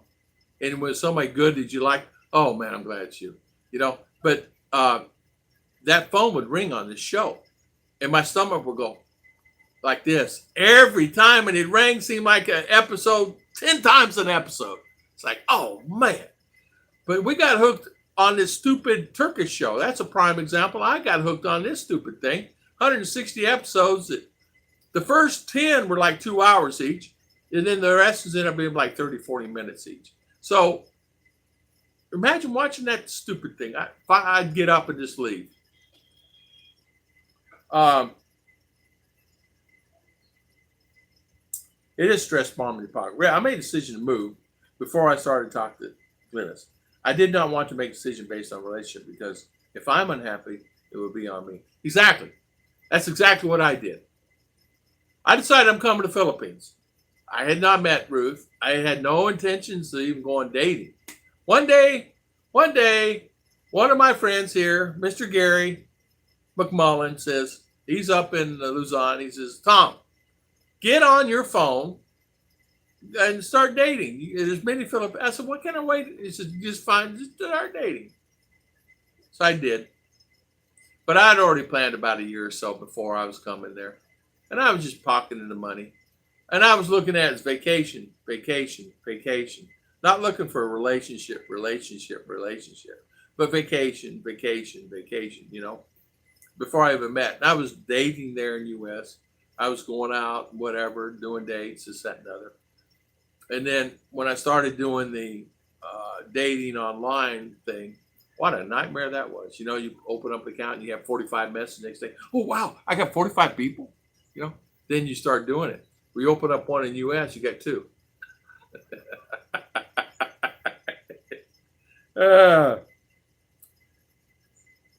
No one calls you, not even your own sisters. Yeah, heck, mine too. My son didn't call me either, unless every blue moon, just blue moon. My brother, blue moon. All my brothers, blue moon. In the blue moon, they may call me. No, heck, one I haven't talked to in a year. This, chit chat. Sometimes I get some you get 2 in the U.S. around. That's yeah, really. I'd go and sign up for a dating site in the U.S. I get 2. Sign up for a dating site here is 45. Then go up to 60 because you do this, and this, the next thing you know. But when they find you from USA, I didn't realize that. I was stupid, innocent. I didn't know anything. And I didn't know that people steal money from you. I didn't know any of that. Boy, I learned it. After losing a few $100 here and there. So, but I did learn. I did learn the hard way. Because, I'm one of those guys that make my own decisions. I don't let people make my own decisions for me. I just I'm hard-headed. And if I decide to go somewhere, I'm going to do it. I don't care what anybody says. When I told everybody I was moving to the Philippines, that was like the world's coming to an end. It really was. People are saying, you are the stupidest guy. You're going to the third world country. Why in the world would you go to the third world country? I said, my uncle was there.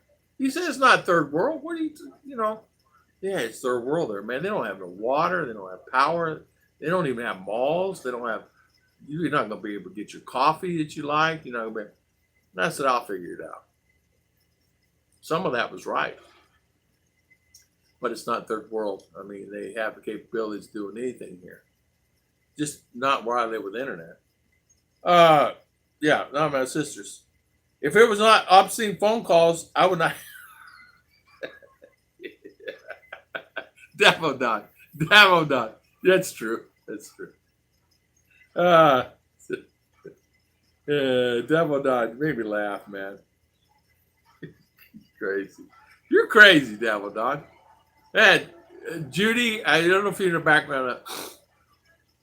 You got to meet Devil Don and take a picture of him. I got to see his pencil thin mustache. When Rosie picked me up for our relationship, she would not let me say no. Hey, I know. Mine still scams me. Wolf. Yeah, well, what can I say to that? That was a deep laugh there. When I met Ruth, I was looking for her, and I couldn't find her. And I didn't know. Well, I'm looking around. And finally, I see her. And I said, that's her face, but she's a little woman. So I'm big coming down the walkway. So, hello, sir. And I'm looking. Well, that's not her. Sir, hello, American. Hello.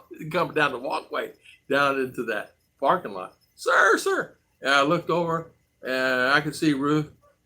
And I thought it was her, but it wasn't. It was another lady. I go, well, that ain't her. I said, so I'm on my phone. I said, where are you at? She said, I'm coming to you now. But I didn't know she's 4'9", and she's coming.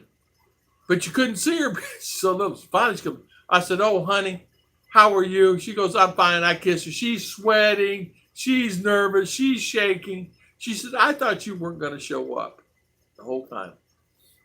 I said, did I give you doubt? She goes, no, it's just me being scared.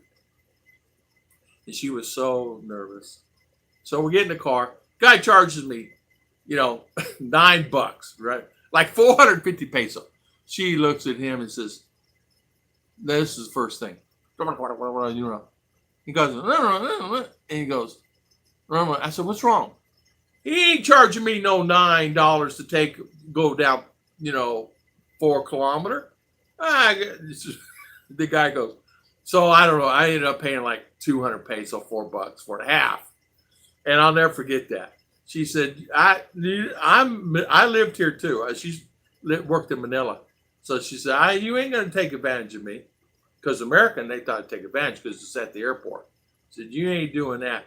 Give me your plate. Give me your badge. Give me everything. She's ready to turn him in. And that was my first experience with Ruth. She just followed me. Get on. So I got up and I followed her. We got out of the car. She said, follow me. She's walking down. We had to go to the embassy. My wife still scams me. LOL. I'm laughing about that. Devil Don, I'm still laughing at you. You guys are crazy. I wish I was smarter in my 20s where I would have made a killing getting married. I would be rich by the time I'm 40s. Me too, Mark King. That's normal. That's how marriage works, Wolfie. And you know what, Ken? I'm serious. I walked down the walkway, right? As you're coming in. And, American, it's me, and hold the sign up. Well, my name is not whatever's on the sign, right? There was a Swartz, the name Swartz. I said, honey, it's me. I go, You're not my. You're not the one. No, it's me. It's me. And so I'm thinking to myself later on, I wonder how many people, mainly women, go there and say, it's me, honey. It's me, the one you've been talking to. I wonder how that happens. I wonder if anybody ever walked away with the guy, that the girl's still waiting on the guy. I wonder if that ever happened. But literally, I'm not kidding you. When I got off, it was during the bullet scare. Bullet scam. You guys remember the bullet scam where they put a bullet in your luggage? And if they found that bullet, they want money and this, that, and other. Well, so the funny thing about it was during that time I came here. I was watching that luggage. I'm thinking, you put a bullet in there, I'm going to punch you in the head, right? I mean, I was ready for it. So we'll go through and everything's fine. I get through here. And so as I'm walking out the door, I'll never forget the heat hit me and the smell and the odor. That got me the most. But anyway, they looked over there, and there was literally, I'm not kidding you, 100, 200 ladies, men, women, families, whatever, with signs, holding signs. Everybody had a sign. Everybody was holding up a sign. I said, well, she's not over there. She'd jump over the fence, I would think. So I called her, and eventually it was across the street and down the walkway where the cabs were. So, and she was down there because they would not let her up there, or she couldn't get up there.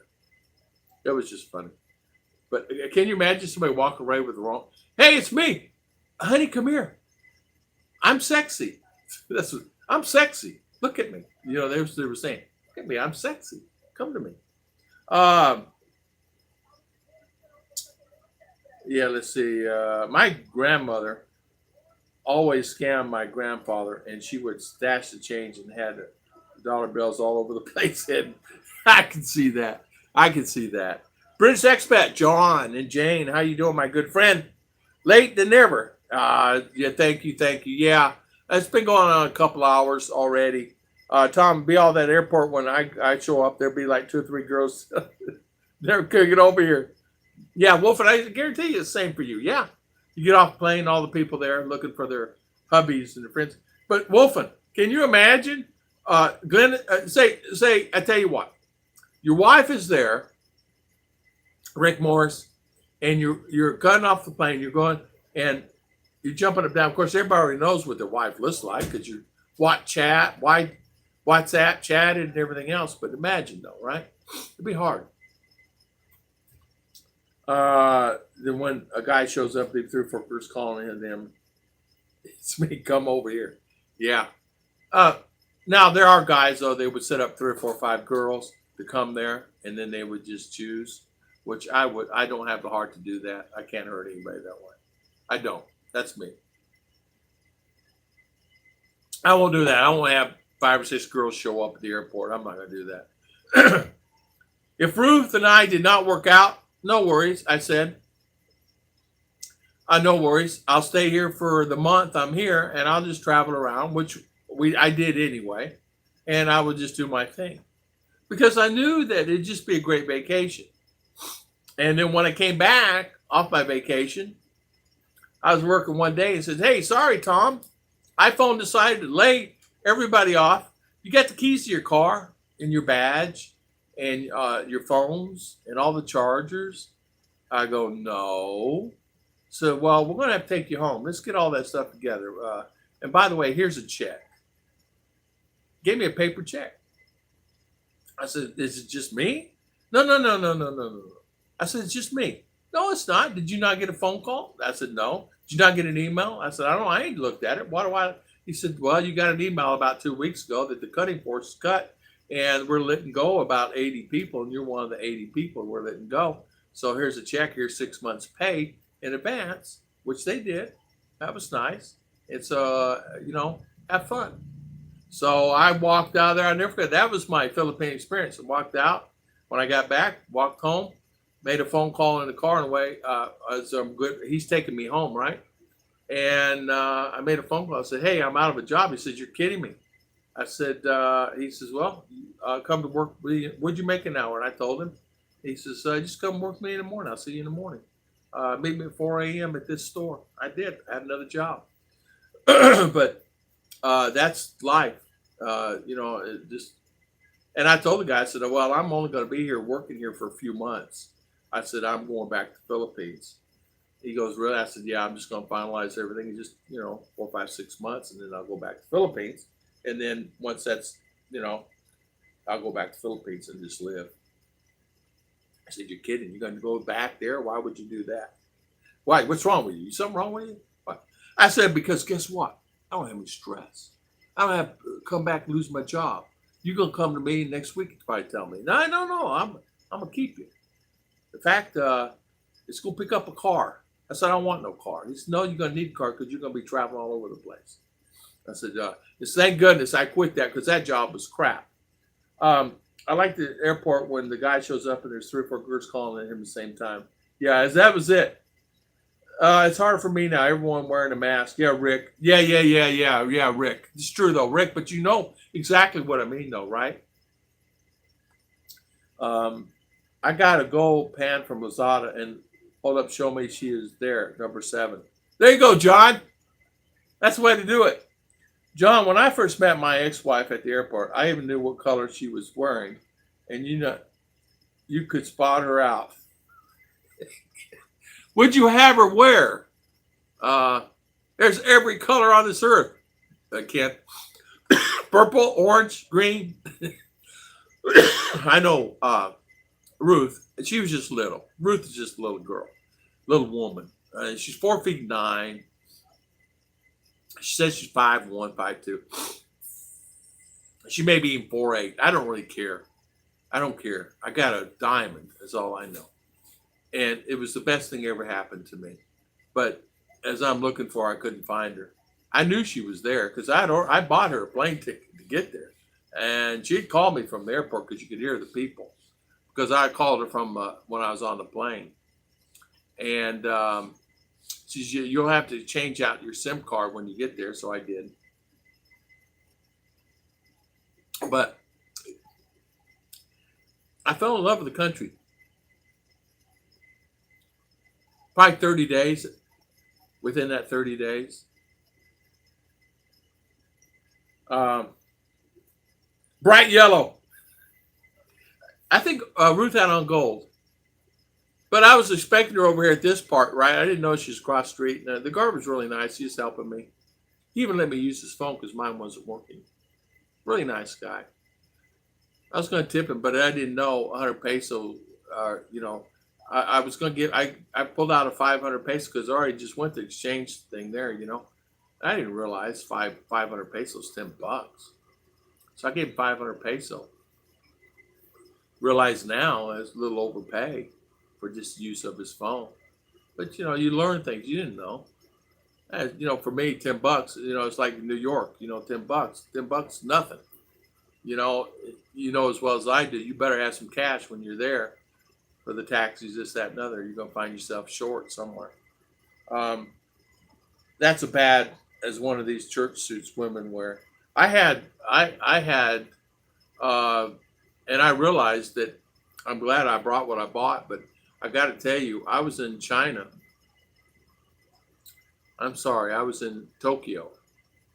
And they made me go out of the airport and come back in to go get my luggage. I said, that's the stupidest thing I ever seen. Why am I getting a stamp to go into Tokyo? And then my luggage is right down there. I can see it down there. Sir, you can't just go down there. You got to exit the country, and then come back in. Money, I guess? No, I didn't get no money. Anyway, so Tokyo was basically just going, you just stamped it. I said, I don't understand. Why am I exiting here? He said, sir, you have to exit into our country and then come back in through that guard down there. He'll let you back in to get your luggage. That's the most stupid thing I ever seen in my life. So I exit. I'm in Tokyo. Look around. Okay, that's nice. Okay, I'm in Tokyo. I walk down there, quarter mile, go down, get back in, and said, I'm back in. Yeah, you okay? Exit, get my luggage, and then go stay at the airport for a flight. It's about 4 hours. No, I'm sorry. the flight was like 9 hours. The flight, I had to wait like 8 or 9 hours for the flight. Maybe that's the reason why they made me do it. I never heard such foolishness in my life. Bright yellow, canary yellow. That's a bad one of those church suits women wear.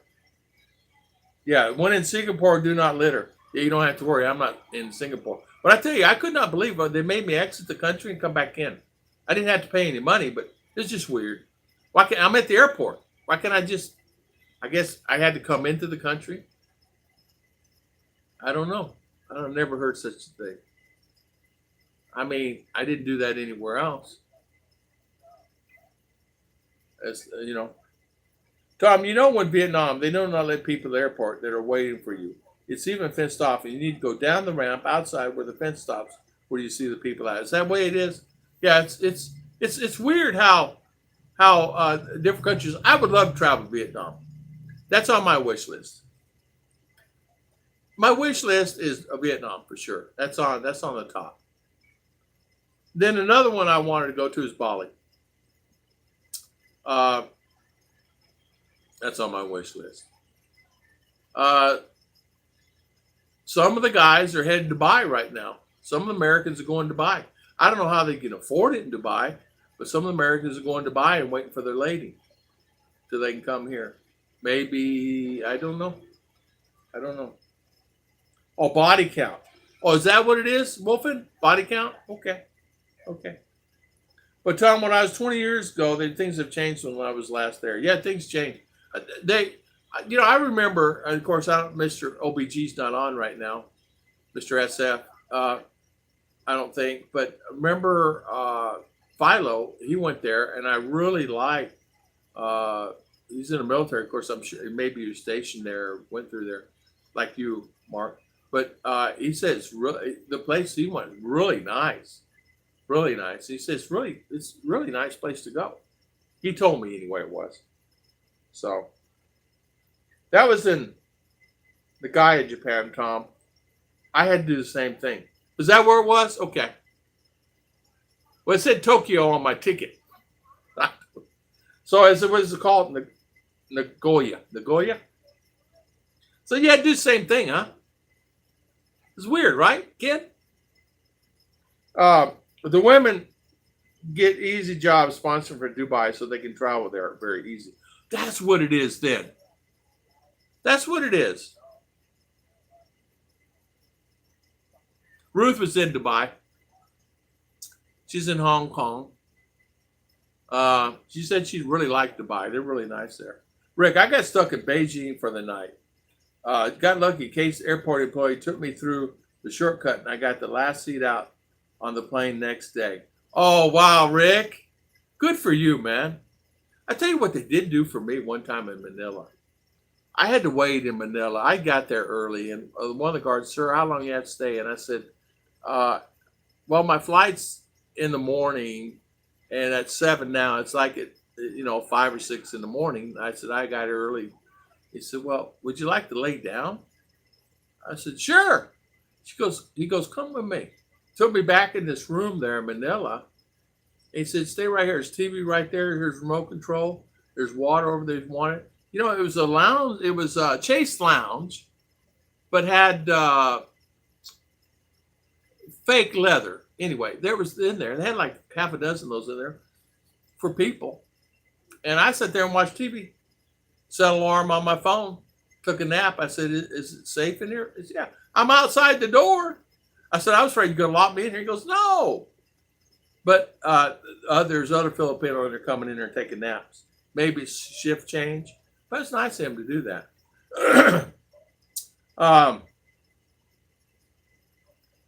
Let's see. Rick said, get stuck in Beijing. I tell you what, though, there's some nice people out there that really help you. I met an American there, and I didn't know this, that I had to leave one time. I came here, and my mother passed, and I had to leave, and I did not. It was an emergency leave, and I did not get a exit clearance. So I'm at the airport, and it's 3 o'clock in the morning, and they asked me, said, sir, where's your exit clearance? And I said, well, I don't have one.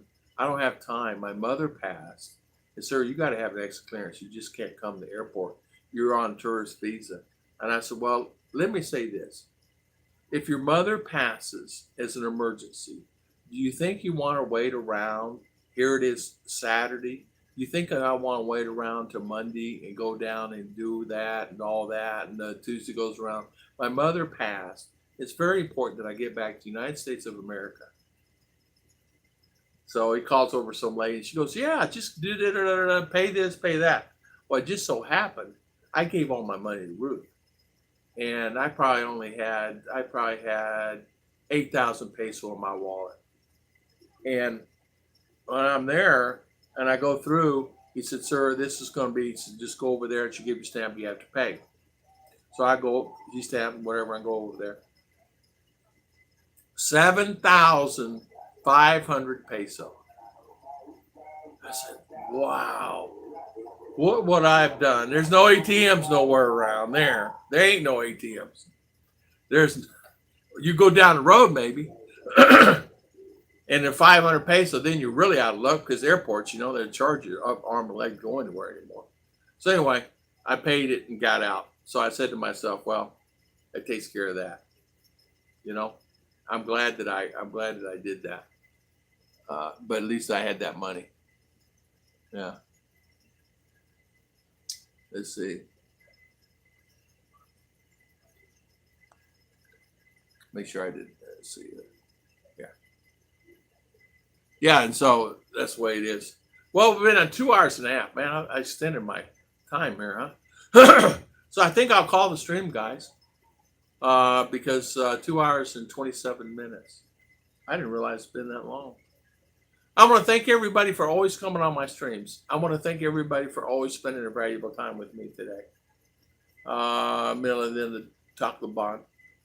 Yeah, I would too. Taco bun's nice. I want to thank everybody for coming on. I want to thank everybody for spending their time with me today. I'm getting cottonmouth. Philippine, thank you so much, Ned. Thank you, Ned. You guys check out his channel. Thank you guys for all coming on today, and thank you for spending your time with me today. And I really appreciate it. Thank you so much. I want everybody to have a great and exciting today. God bless everybody. Let's see. Have a great day. Thank you, John Fair, my good friend. Only left is the plate. Hello, almost retired, my good friend. Okay, see you. Make sure you tell Ruth sharing is caring. I'll go tell Mommy. Did Mommy get something on her phone from PayPal? All right. I will tell her, S. Hart. She'll probably keep it. Good luck. Thank you so much, Ned, Mark King, John Ferris, S. Hart. Thank you so much for the super chat, my good friend. Thank you, Rick Morris. Thank you, John Ferris. Thank you, Ken Unger, Mark King, Wolfen. Thank you for coming on today. Rick Morris, thank you. British Expat, thank you, my friend. How are you today? Ken Unger, thank you. My brother Ken, thank you so much. Almost retired. Thank you for coming. Bill Pratt, Dabble Don, thank you. Judy Fisher, thank you. Ken Unger, thank you. Sperlin Edwards, thank you. Thank you for coming on today. Rick Morris, Bill Pruitt, Wolfen, Davo Don, foreigner in the Philippines, thank you for coming on today. Mark and Ning, thank you for coming on today. Emily and Son, thank you for coming on today. Shooting Star, Mr. Bruce, thank you for coming on today and spending your valuable time with us. Mark King, have a good one. Thank you, Judy. Let's see, who am I missing here? Keith Richards, thank you for coming on. Thank you. I want to thank everybody for coming on today. Rick Moore, Scooby, thank you. If I missed anybody, I'm terribly sorry. The phone will let me go back any further than that. But I want to thank everybody for spending their time with me. And thank you so much. God bless everyone. And thank you. We'll see you next time on the Tom and Ruth Philippine Adventures. Bye-bye. Yeah, bye-bye, R. Come say bye, R. Just say bye-bye. Bye, guys.